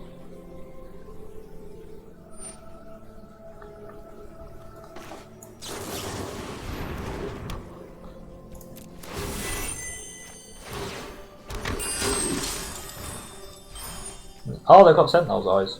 Well, at least they can't use that right now.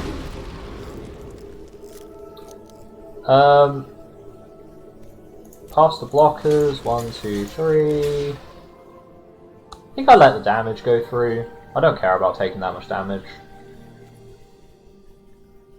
Yeah, let's just block like that. It's not like he's got trample.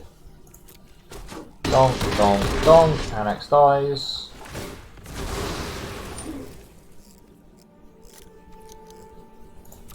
So he gets 2 satyrs. Is he going to play the... So what I'll do is I'll just Stern Dismissal whatever he tries to attach the Sentinel's Eyes to.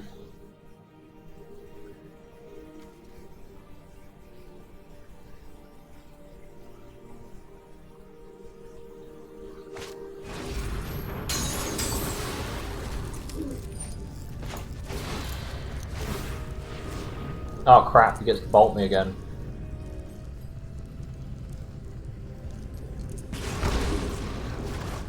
Bounce it. This way he taps out more of his mana for, so the Dream Shaper's not going to be as powerful. Yeah, you get trample and you do your thing. Cool.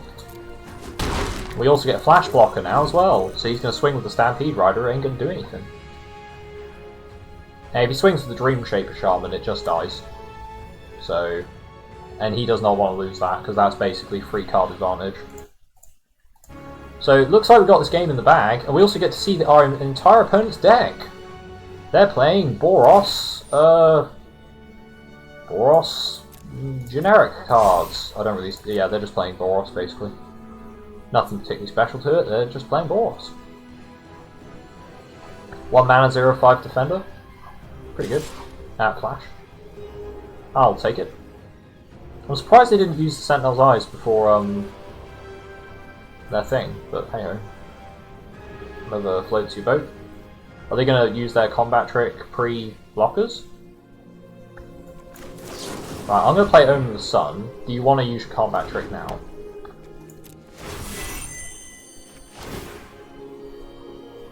We gain life with this as well, so we can just take damage, and it doesn't matter. Oh, they have 2 commanding presences. That's scary, that is. Indomitable Will, yeah. Big mistake, sir. Big mistake. Donk. Turtle. Are they going to use their Dream Shaper Shaman to sack a satyr? They are. Ooh, this could be scary. This could be scary. We have milled quite a lot of their non-land permanents, right? Like they've got, we've basically only hit non-land permanents. Like where's all their land? They can't. Rumbling Sentry. Oh, that's pretty good value. That's some good value right there. 3 mana, sack a satyr token, get a sentry. Nice.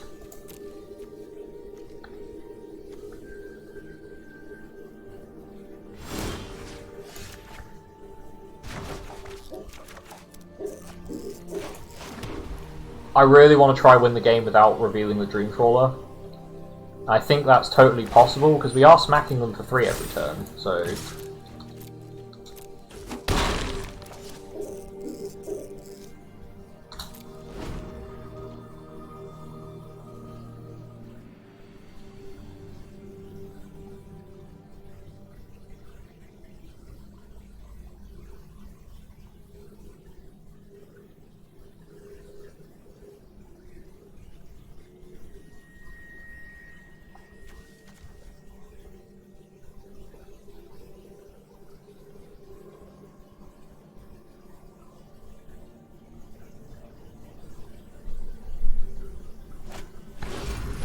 Okay, yeah, Sentinel's Eyes on that means it can swing past the turtle.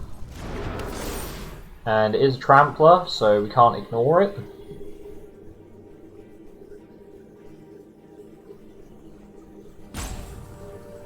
How are they going to choose to attack?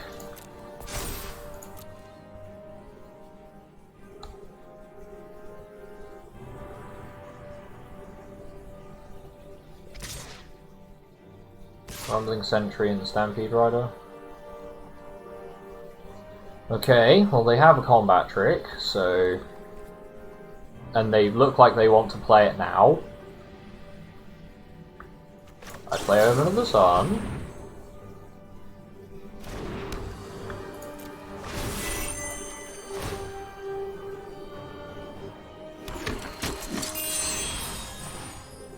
Pious Wayfarer, Alcide. Okay, so they're literally just playing like just a good value Boros deck. I'm going to put one soldier under the sentry. And that's it. Just take 5.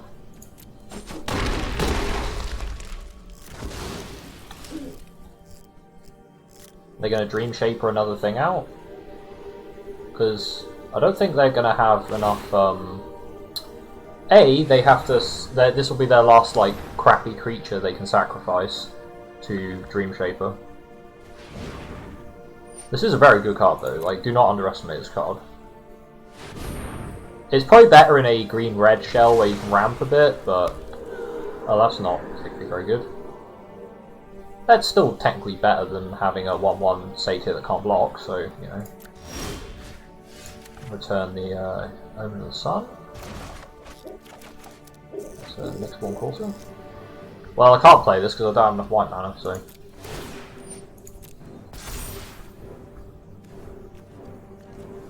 are they dead?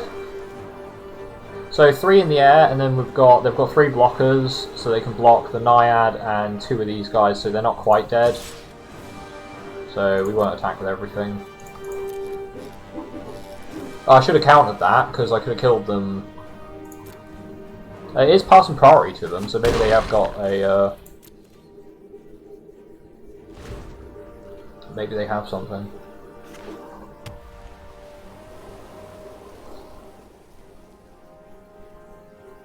Alright, well they're dead next turn, so they have to be very careful what they do here.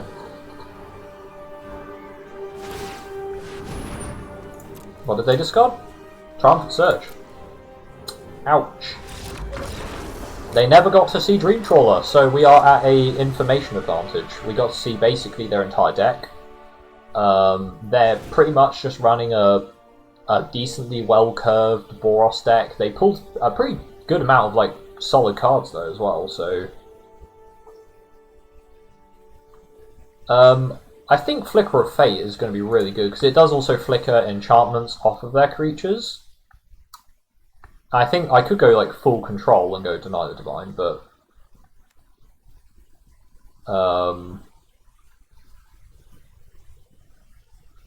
what cards aren't going to be very useful? I'm not really attacking them very often. So I don't think Sentinel's Eyes is going to do very much for me.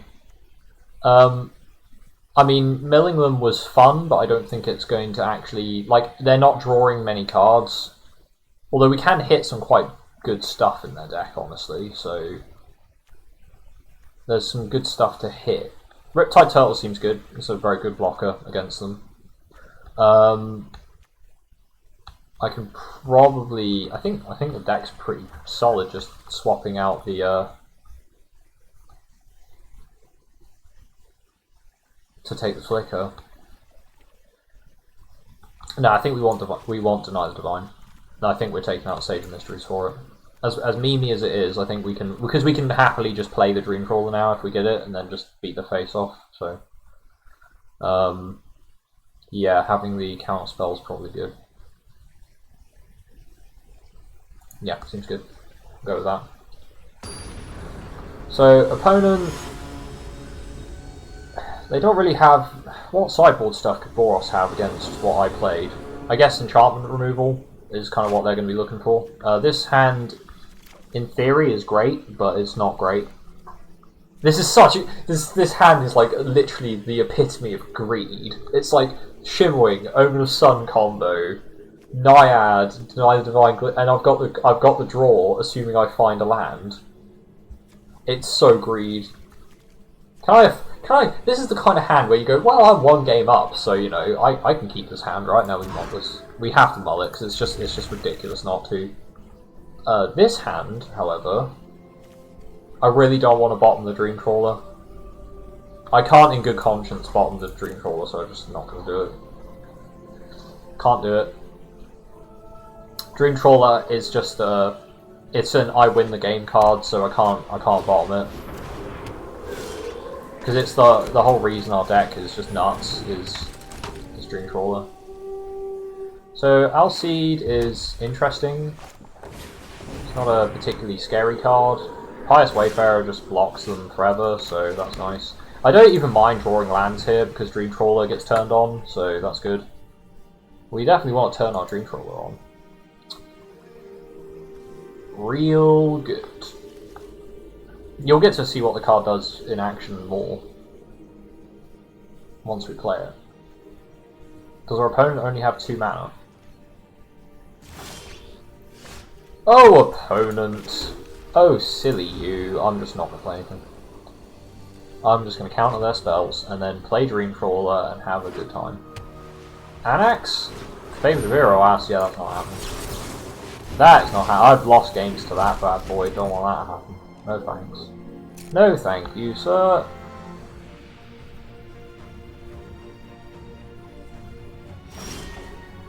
Flicker of Fate's good. Let's get the Courser out there. Let's pump up my Pious Wayfarer and then not swing. Because, yep, can't swing through the Oread, so let's not do that.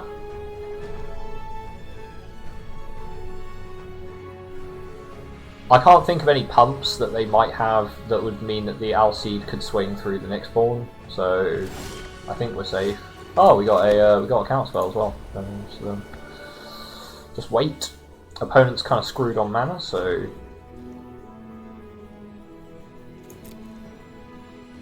opponent opts not to do anything at all. Opponent's still opting to do nothing. I'm going to... I could revoke the existence of the Oread. It seems very greedy, but it does let me... No, it doesn't even let me swing through, does it? I'm a bit of Volder. Alright, we're just ending turns. Just ending turns. Don't mind me, just ending turns.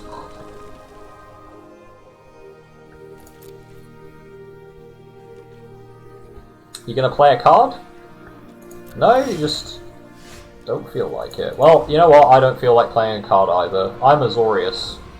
A Boros deck does not want to be doing this. Like, the Boros decks that stall out like this is like, no, you're not playing Red-White Prison. We're not in Modern, we're in Theros, and you need to play cards. Unfortunately. Unfortunately for you, sir, you need to play cards. I don't. I can sit here all day. He's got more land. He's got 6 mana. He plays the Rumbling Sentry. Yeah, I think we're cool him having that. Because that gets blocked by the Nyxborn Courser anyway, so... Yeah. Seems fine. I don't want to counterspell that when there's much scarier stuff I need to counterspell later on.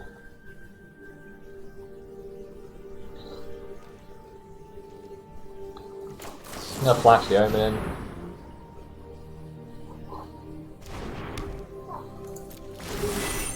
I know I could have saved it for the Pious Wayfarer trigger, but we're not attacking them, so I don't see the point.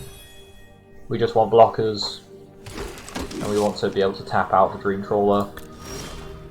That's not called tapping out for Dream Trawler, that's called being sad.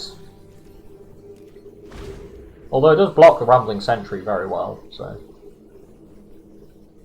Can't complain about that. So they're going to swing with the Rumbling Sentry. And then they're gonna pump it with, like, something. So we're gonna block it with the Nyxborn Courser. And they're gonna pump it. And then we're going to flicker it.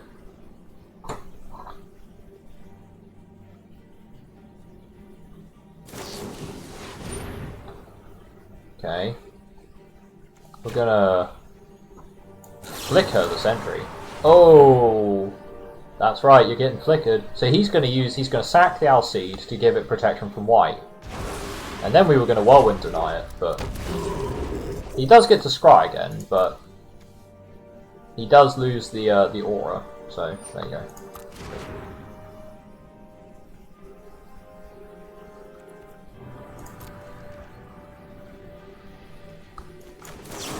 Flash out the turtle. Turtle, here he comes. He's a turtle. He's gonna block you. Oh yes. Oh boy. Shields down, but we got Dreamcrawler. And not really shields down because this thing can give itself hexproof. Oh yes. It's GG, my friend. You ain't beating a Dreamcrawler. I can give it hexproof 3 times. Have you got 3 pieces of removal in hand? Exile target creature, then return it to the battlefield? Yeah, sure. That seems good to me. I have no idea what you just accomplished there. Oops. Oops indeed. I wasn't doing anything. Elf Hazard. Come on. That's not how you play Magic. That's how you lose Magic. Right, I'm going to give you 3 more chances to kill this. Otherwise you lose the game, so now or never, really. Your deck looked like it was full of gas, like, come on.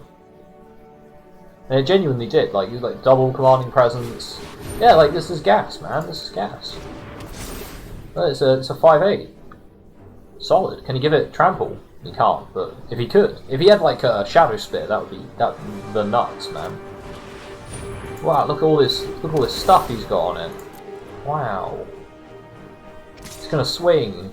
6/10. Whoa, blocking the 1/1.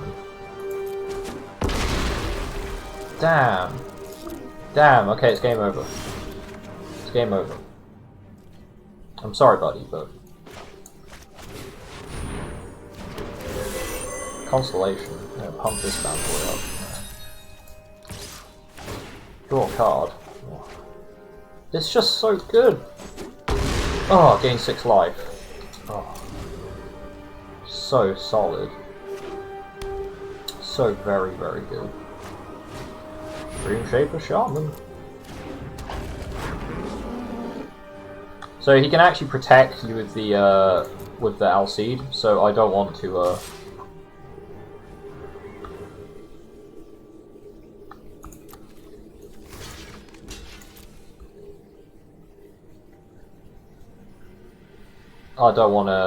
Triumphant Surge now. I want to Triumphant Surge when I have access to Whirlwind Denial as well. So I need to have more untapped lands, basically. That's what I'm trying to say. That's what I'm trying to say.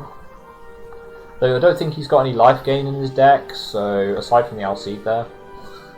So he might just be dead before we get to a point where the Dream Shaper Shaman actually matters.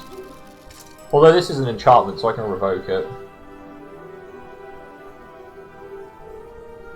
Opponent. Hello? Hello? I'm blocking your giant. Would you like to give it protection or not? Hello?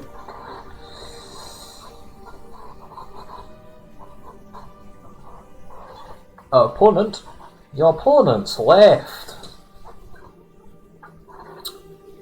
Magic for the Gathering Hearthstone, please.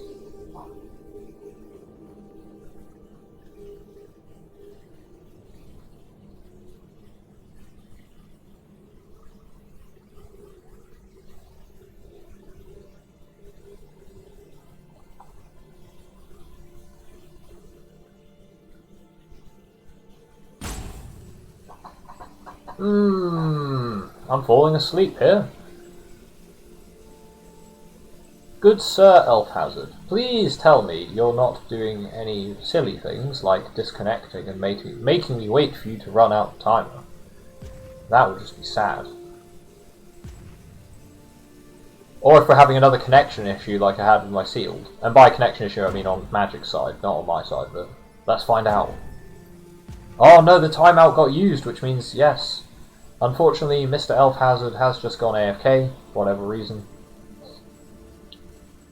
So we have to Wait for the timer to run out before we win the game. Yeah.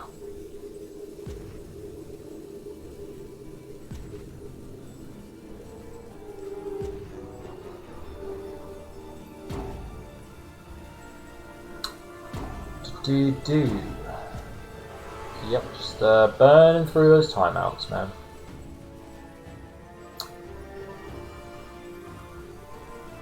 So far, what I think of our deck is that it's pretty good, right? It seems pretty good.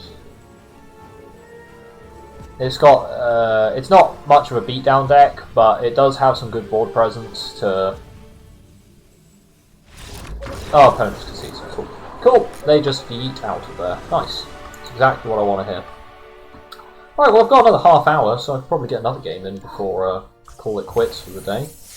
So we've got another card, we've got another Theros card. Alright, Azorius Dream, let's go! The Azorius Dream, 5-0 on BO3, that's what we want to see. That's what we want to see.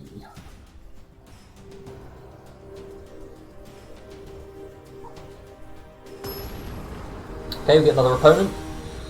Zazanats. Zazanats? Or Zazanats? Zazanats. Play first, shall we? This hand seems pretty bad. Yeah, that's Mole. This hand seems better. I think I have to bottom a land here. Because I ain't putting Dream Trawler on the bottom. That ain't happening. Oh look, it's Sage Mysteries. Nice. It's a 0-2. Oh, they're playing Gruul. Oh, it's an Essing Horn Beetle. Gotta watch out for that.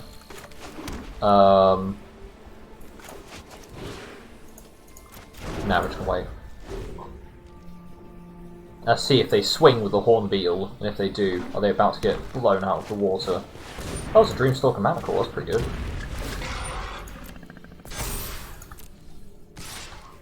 Pass, no blocks, pass.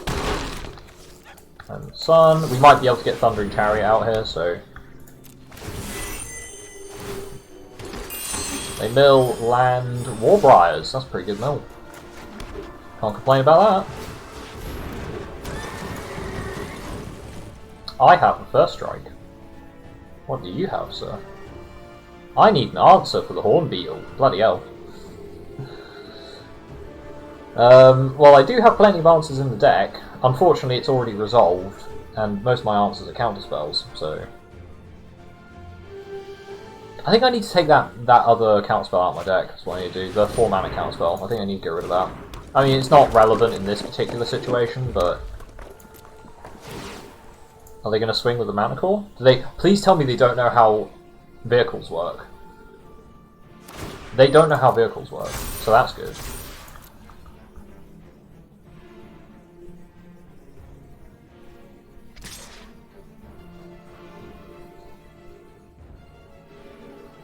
They know how vehicles work? Yeah, they know how vehicles work. Ouch. Okay. What we're going to do is we're going to sack the Omen. Right? And we're going to find land. That's land. That's good. Next turn, we're going to draw the land, play the Dream Trawler. We're going to have a great time. I don't want to play Sentinel's Eyes because I can just discard it to Dream Trawler so that Dream Trawler has hexproof in case they have some kind of removal. Whenever one or two clunks like can't block this combat, okay. Sure. Gains trample and +1/+1. Okay.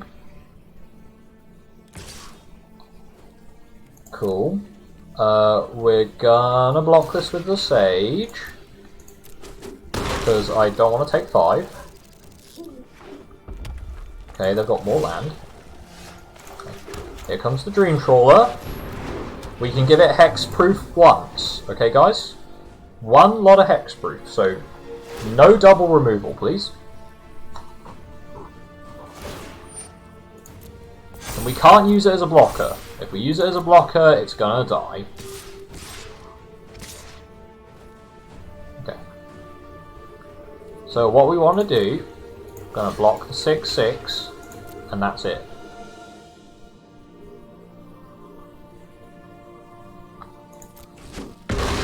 Gonna take some damage. We are taking quite a lot of damage, but that's okay.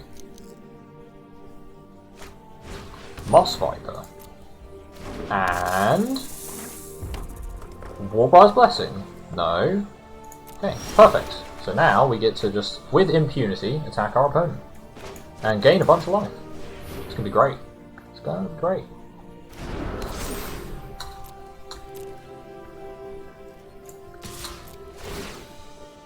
Draw a card. Nice. It's land, which means we can use that for hexproof. So we gain 6 life, which is very nice. We're going to play the Corsair because we need blockers. We need blockers, and it's not a bad one, so we're going to do that. Omen of the Hunt, that's fine. 1 damage to any target. Oh no! Oh no! Quickly, crew it! Ugh.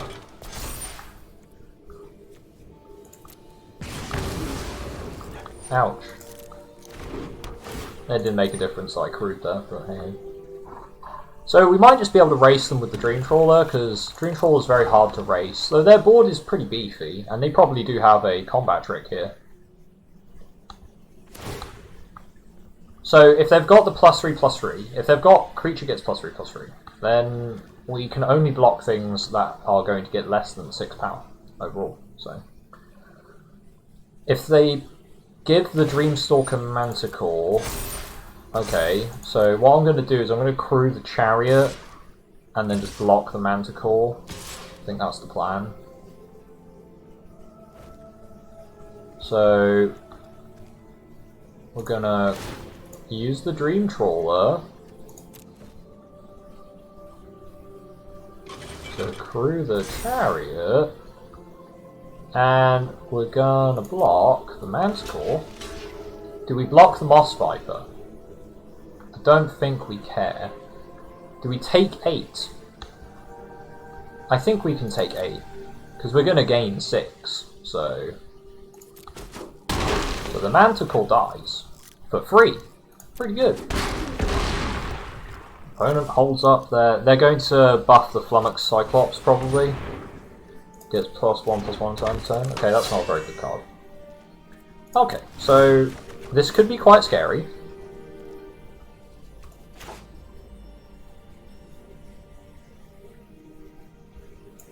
If they can +3/+3 that, then I think they can +3/+3 that. This is very scary. So do we attack? I think we have to, because if we don't, then we just lose the game, so...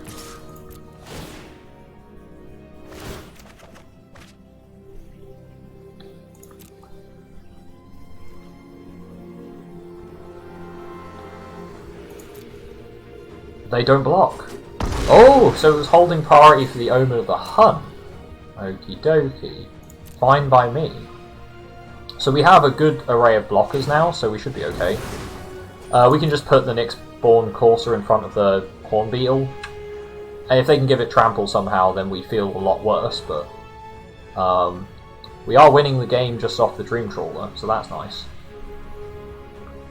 And they have to make sure they hold back at least a couple of blockers. Else the Dream Trawler will... we could swing in with all of our creatures and kill them. So, yeah. Yes. I wouldn't mind drawing not land. I've drawn land, which I'd rather not have done. But okay, so they've got an answer for the Dream Trawler or some way of killing us. That's basically what that scry told me. So let's see what they do. Horn Beetle goes in. I'm gonna lose the Chariot for it.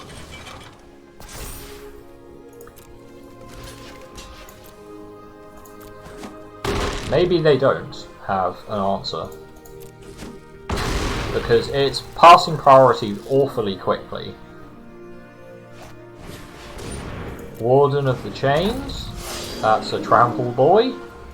Gotta watch out for them. I drew another island. I think I'm going to play one of these islands because... So he has to block with the Cyclops, well he doesn't have to, but he should. And if he doesn't, we win the game, so... Oh, we win the game, nice. Glimpse of freedom! Draw a card! Oh, I can only escape it. Oh, I can't escape. I can't escape at instant speed. Oh, we put them on one. Okay, it's fine. It's fine, it's fine. Play the Naiad. End turn. Oh, I don't have enough cards in my bin, because you have to exile 5. Fuck. That was so close. We could have just instantly wiped them there. So we're on 19 now, so we can basically just ignore whatever they're doing. They're swinging with everything, because they have to. Brine Giant's going to block the... Oh, they just conceded. Cool. Yeah, you lost the game to Dream Trawler. Yeah, you did. It's a good card. It's a really good card. Opponent's playing a pretty standard Gruul beatdown deck, so we need to have answers to that. Things with high toughness are what we're going to want. Chariot seems good because it stops a lot of their early blockers. We need, I think, Flicker of Fate's going to be great. Let's take out the... oh, we don't have the thingy. That's fine then. Let's take out... PDL's Pilgrim's too weak, too slow. Sentinel's Eyes, very good with the thingamajig. We're not going to mill them. So, we'll take that out. Right, one more card that deals with them. It's either going to be like Rumbling Sentry, and Nyxborn Seaguard might be actually quite good. If I take out a Naiad, if I take out both the Naiads and put in the Nyxborn Seaguards, that gives me a lot more power to block them with. I could even consider running the Mirror Shield to give me protection from Death Touch. But I think Deny the Divine, counter one of their creatures, or maybe even Chain to Memory to give me a good block, but that seems kind of weak.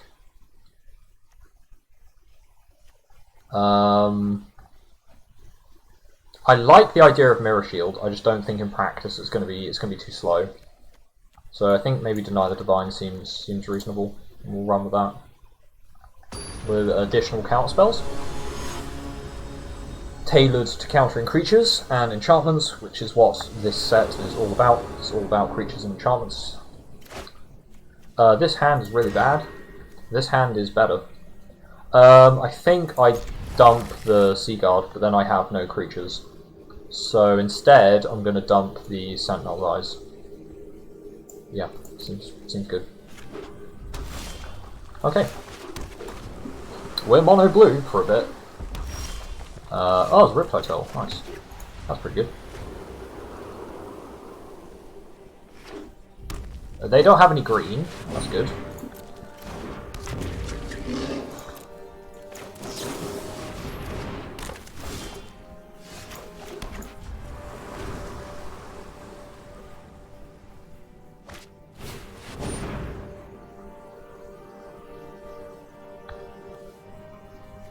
I'm fine.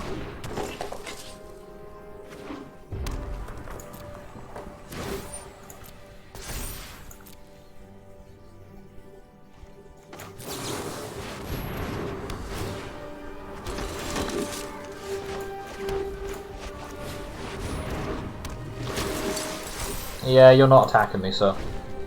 Sir, I have many blockers. I have many large blockers, so you're not attacking me easily. Right, so he drops his green, gets a Hornbeetle out. Hornbeetle's gonna have to die. Another Stampede Rider. Well, these don't actually matter unless you pump them, so... Currently, they're not a threat. Which is good to know. We're just gonna hold up Triumphant Surge to kill the Hornbeetle with, I think. And Whirlwind Denial in case we want to use that.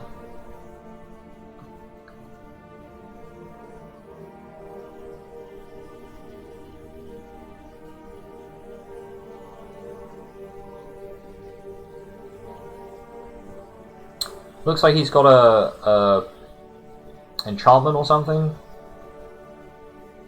Or is he planning how he wants to attack me?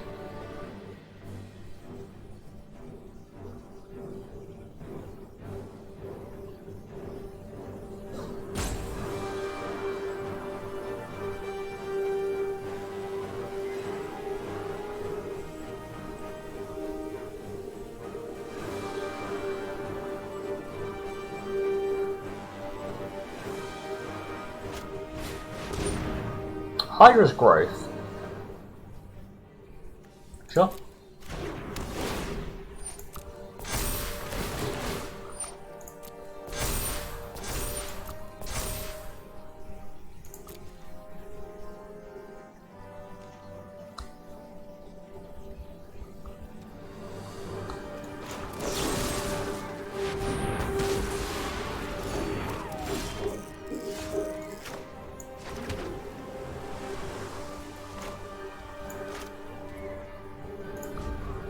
I want to see if they try and commit more stuff to the Stampede Rider, because that would be ideal.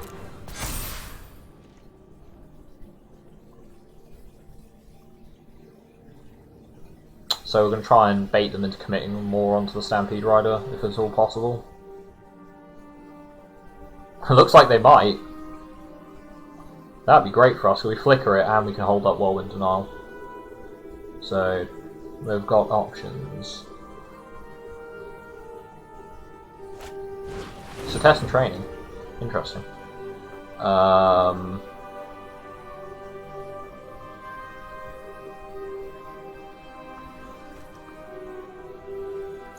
Yeah, sure. They do get to cycle that, which kind of sucks, but I just trade the Sea Guard for it.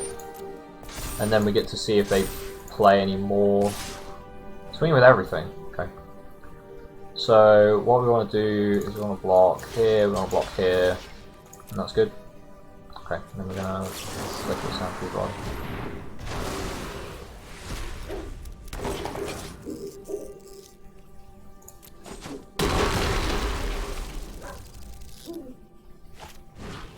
Another Dreamstalker now, cool. Okay, that's fine.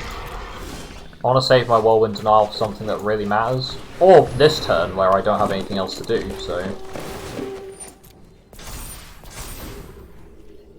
And if they haven't got any powerful creatures, then the Stampede Riders are just not a threat. What I probably will do is trade the Nyxborn Courser and both tokens for one of the Stampede Riders, just to keep more of their creatures off board if they swing with everything. Oh, they're going to pump the Manticore again. Warbriar's Blessing. Yeah, that's not happening. You can't pay 4, so it's not resolving. In most cases, this is just a counterspell.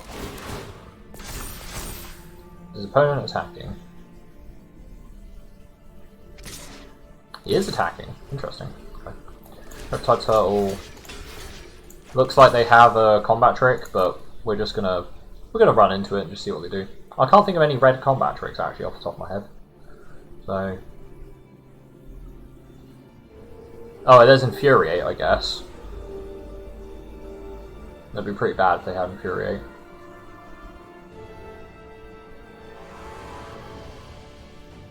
I'm probably going to sack the Omen of the Sun at upkeep.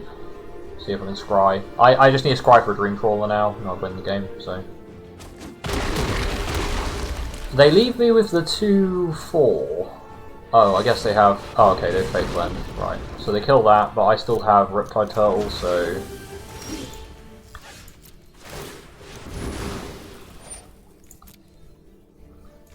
Yeah, it's a good job I did scry, because I don't want 2 planes. Not the best card to draw when I have no creatures to put it on, but it's a good card. So as long as I can draw a creature, we're in the business. Just snap block that, because... Okay. So if I put Commanding Presence on this, he can't swing with the Manticore anymore. But it's just bad. It's just bad. Well, I might just get absolutely ruined by lack of ability to draw good cards. So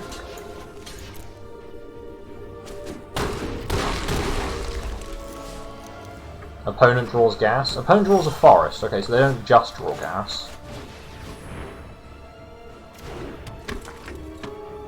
Okay. Now, enchanting the Pious Wayfarer doesn't actually do anything, really. But it's a better choice than anything else, so we're gonna do it. Hope he doesn't have removal.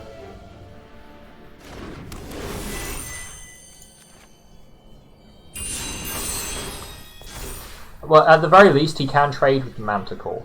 So, the Manticore can no longer swing. Stop to Maze Warden. Okay. He swings with everything. Okay. Gift of Strength, you have Gift of Strength. Oh, you have a Return to Nature. Okay, fair enough. Fair dues. Fair enough. And we just draw an island, so we're just going to concede. Just got ruined by our draws there, and our opponent, you know, drew very well. We scried 2 lands to the bottom, and we still just drew lands, so what can you do? Just happens. It is the way of Magic sometimes. Okay, what do we need to deal with this deck? I think Deny the Divine. I think just more counter spells might be a good idea, just to really just take all their options off the board, or just not allow them to have any options on the board. Are we even attacking in this matchup? I think we're just grinding them out in almost all cases. Nyxborn Courser doesn't look like it's going to be... it hasn't got enough toughness. It needs to be like 5 toughness or higher.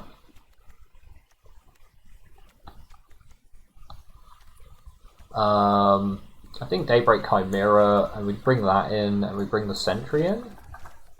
We need to take one more thing out. I think Pious Wayfarer doesn't do anything in this matchup. So we up our curve, but we also up our threats that can actually like block his stuff. Seems reasonable. Now, let's go with that.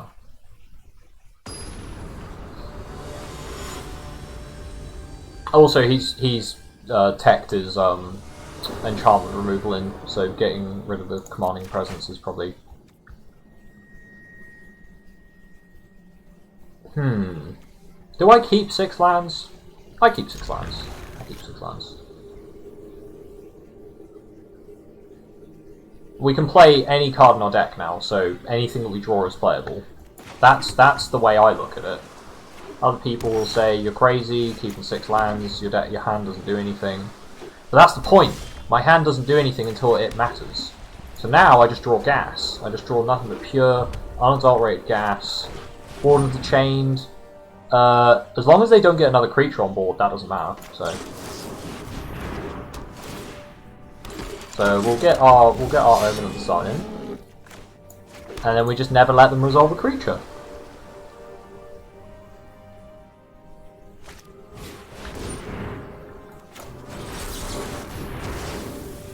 So anything with power 4, we just don't let them resolve. That's the rule. That's the rule.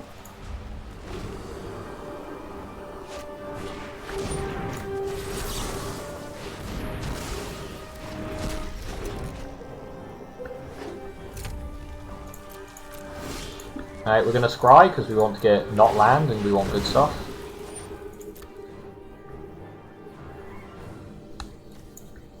It seems decent.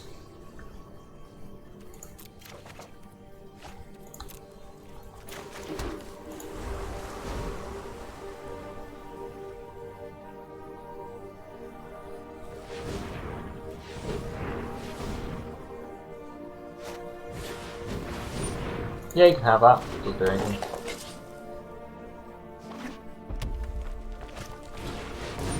Yeah, that's got to count. That buffs other stuff. This buffs itself, so not too bad.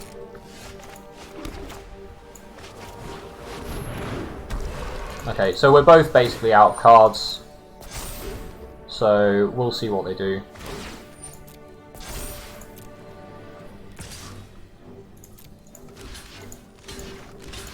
I expect him to do a combat trick here, so this is why we're going to go for the flicker.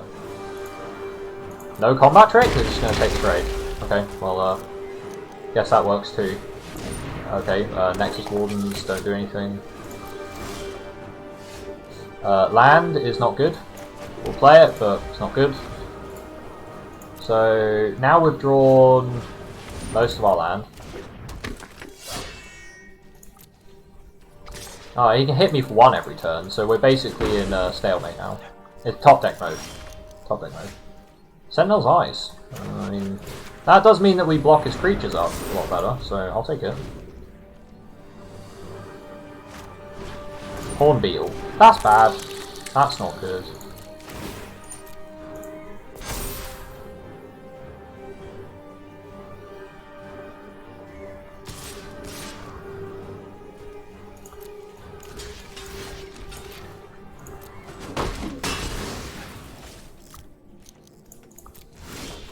Don't know why he just sacked his skirmisher in there, but...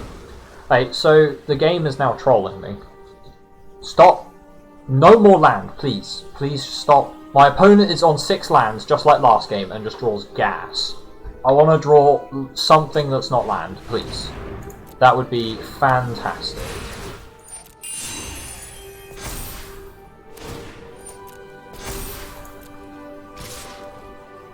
Oh, he gets to attack with the big boy now. Whoops.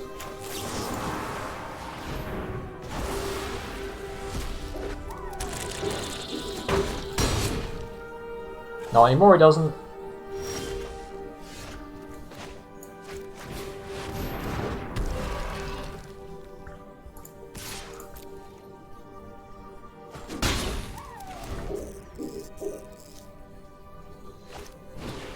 Moss Viper attacks. Does he attack? He does not, so we return Sentinel's Eyes to our hand. Game, please. Game.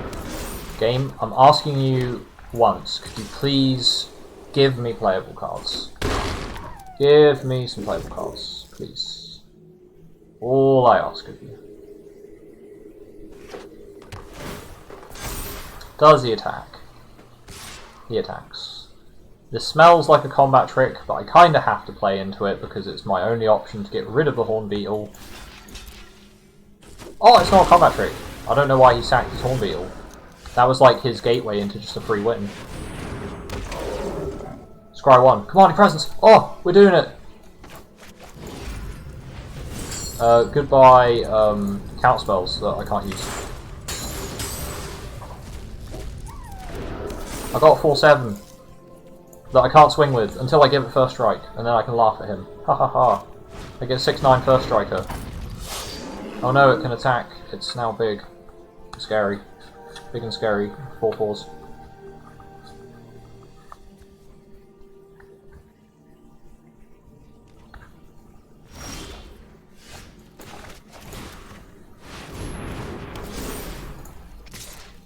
Right, so no matter how he blocks, I got first strike, so oops for you, sir. I have first strike.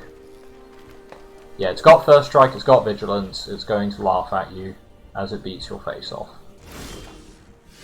I still draw land. Like, it's a good job I drew 1 good card, because otherwise I'd be stuffed.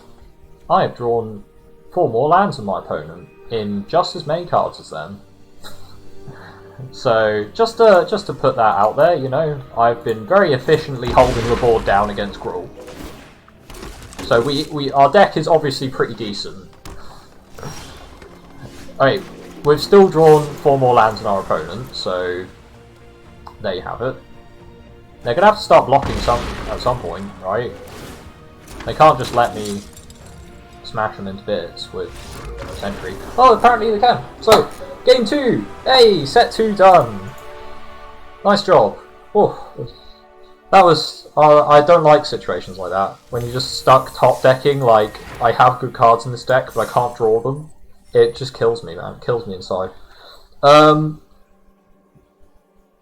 It's now 8 o'clock. I don't want to go over my time that I set myself too much. I kind of want to play another game though, so we might get like a really long control game. I'm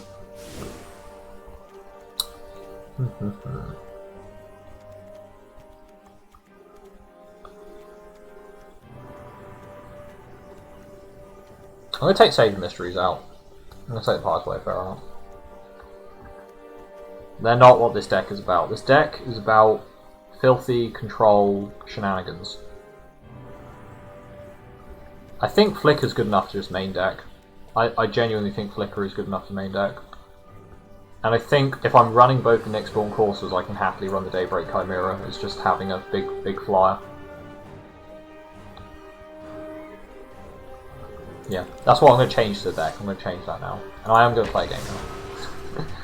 I'm gonna do one more set, and then I'm done. If I can win this set, feels good, man. I got another draft, all good. Happy days, play some more tomorrow. Is this hand any good?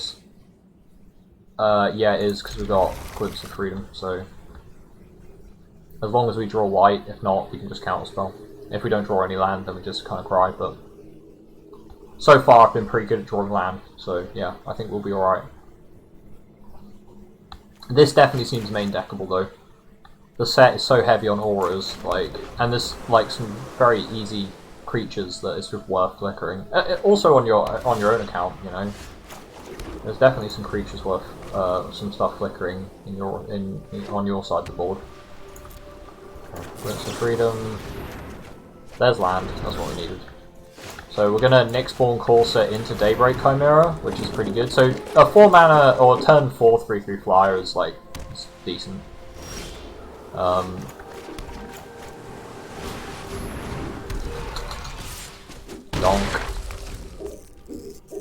I am wary that they have a Elspeth Rex a creature at instant speed. But I do have Whirlwind Denial, so I can kind of laugh at that. Yeah, let's go for it. Go for it.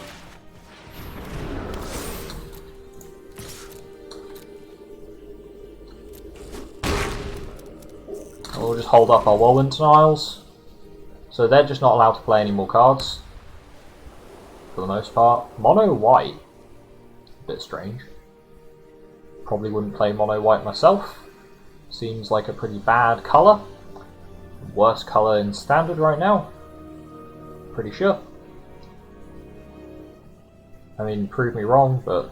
I mean, if you drew Heliod, right, play white, but you should probably also think about, you know, playing green. Or blue.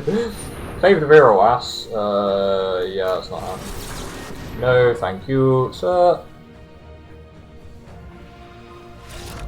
Opponent concedes. Cool. Opponent concedes. Are they just gonna, like, disconnect because I played a counterspell and they don't like counterspells? Wah! Someone played a counterspell in my draft. Wah! Wah! So they're playing auras. Helios Pilgrim comes out.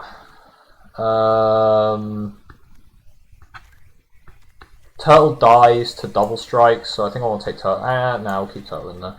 Put Deny the Divine in there. I think I take out one of the Naiads and put another Deny the Divine. Just not let them play auras. So they're playing like mono white auras and stuff, I guess. We should expect their curve to be much lower than what they just showed us.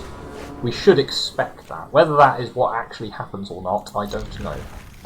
However, we do have a half-decent opening, provided we find one land. White land, preferably, but it doesn't have to be. I'm going to let them attach auras to that first, and then I'm going to hit it with Revoke Existence.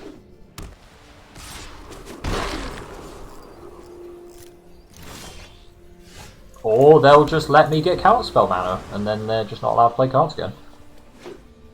That also works for me.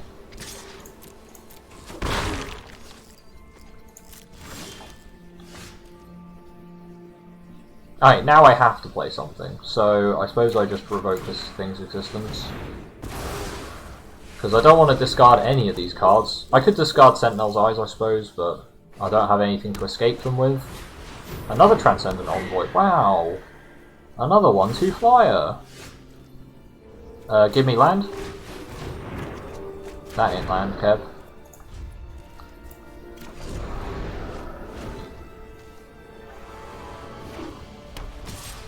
Opponent has lands as well. They wrote Chimera, okay. So they were holding up for a big flyer as well. Oh, now they play another one. Okay. I can't find any stuff, basically. We're gonna lose this game. Because I can't draw more than 3 lands, so in my top 15 cards. So yeah. That's a big oof. That's a real big oof. I literally can't find bans.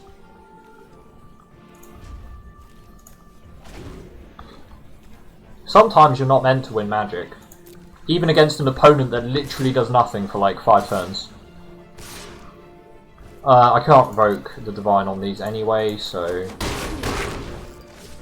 what saves me here? I don't think anything saves me here. Like, even if I draw... Yeah, now that I've drawn land, it's like a million turns too late and I just die, so... Yeah. Couldn't play anything. Right, so opponent's playing a crap ton of flyers. So we can take out some stuff that's no good against flyers. I thought I took Sentinel's Eyes out of the deck, but apparently not. What do we want to take out? Stuff that's no good against flyers. What's not good against flyers? Basically our entire deck. Our deck's not particularly good against flyers. Take out the Chariot. Chariot's not going to be very good.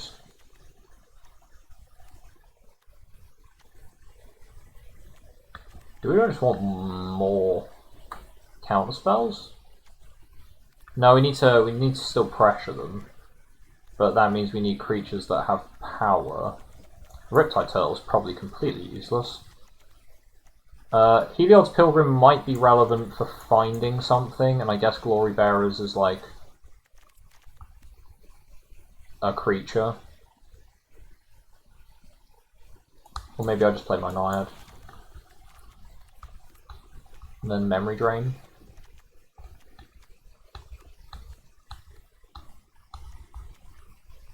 Omen of the Sun seems pretty weak in this matchup, actually. Probably still worth keeping it in the deck. Maybe I just take a land out. Nah. As soon as I take a land out, I'll be like my Gruul deck, but unfortunately... Oh, I suppose my deck is basically all 3 drops now. Seems risky. Because I'd be taking a land out to add a 4-drop. I'll do it. I'm going to do it. Why not? Probably not a good idea, but we'll see how it goes. Opponent seems to be playing very slowly, so I can live with that. I'll play first. Yeah, this is a much more playable. Much more playable. We can get on curve, Nyxborn Courser, which is meh. Nothing special.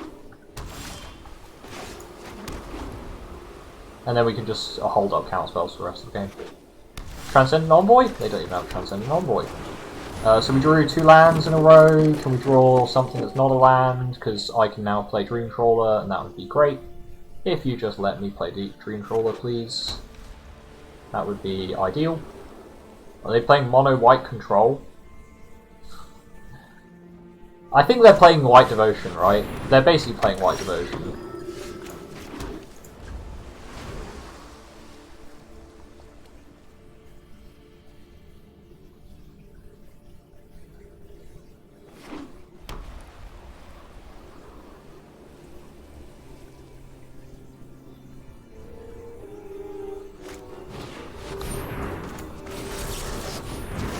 You do not get to play that. Sorry, sir, but you don't get to play cards like that. That's just not on. Right, another Nyxborn Courser is kind of unexciting, but I can let them have that. That's fine. Oh, there's a Dreamcrawler. Oh well, it's a game over. Good game, sir. Very good game. Good game. You played well, but I drew a Dreamcrawler with enough mana to cast it, so it's just game over.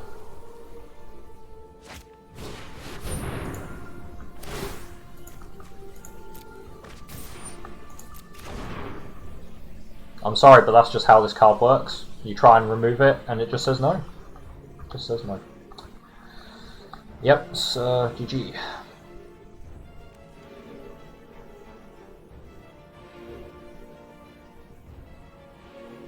You gotta have 2 pieces of instant speed removal to get rid of a Dreamcrawler, and that's assuming you need more pieces of removal than your opponent has cards in hand. Which, yeah, that's when that is the condition to be allowed to remove a creature. In draft, it's insane. In standard, I'm not sure.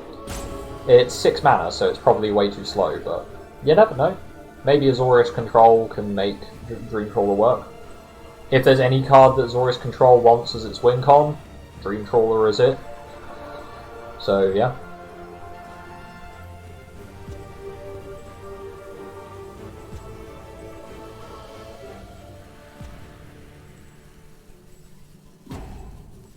Opponents decided to rage quit. Possibly. I mean, I'll take it. It's a free win. I like wins. Wins let me play more drafts. I like drafts. Drafting is fun.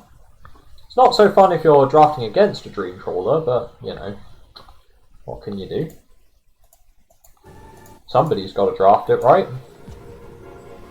That's just how it is. Somebody has to draft it. Hey, so opponent times out. We pass to attackers, opponent does nothing because they timed out. We're gonna swing with the Dreamcrawler, opponent's gonna pass priority to them. Nope, we just get to, nope, pass priority to them. And they're gonna time out again, and then we win. It's all good. Look, it's Doggo, they got Doggo. They pre-ordered. Yeah, they pre-ordered a real massive stack of cards. Really expensive. I do not agree with that. No, you're not saying you shouldn't support Wizards, like, I'm not saying that. I'm saying I'm too poor to be able to support Wizards like that.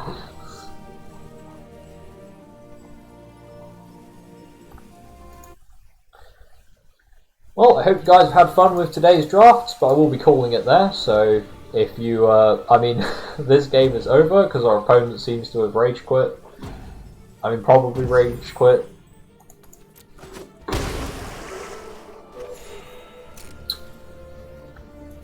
I mean, I would actually rather discard this for hexproof than I would actually play it. That's how little I care for this card compared to this one. Oh, gonna need another cup of tea, I think. Yeah, something to eat. Not sure what I'll do with the rest of my night. I wanna keep up to date with what's being played in Standard right now, but last I checked it was just banned. It's banned everywhere. Ban, Teema, basically any combination of blue-green and other colours, or maybe just blue-green. So Simic is, yeah, everywhere. Everybody loves Simic.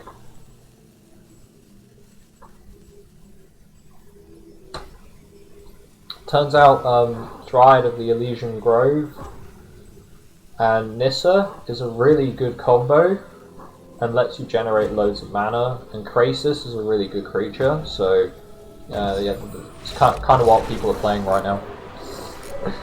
I'm sure people are coming up with other decks, but that seems to be the good stuff. So, right, set 3. And I finished all my dailies. Nice.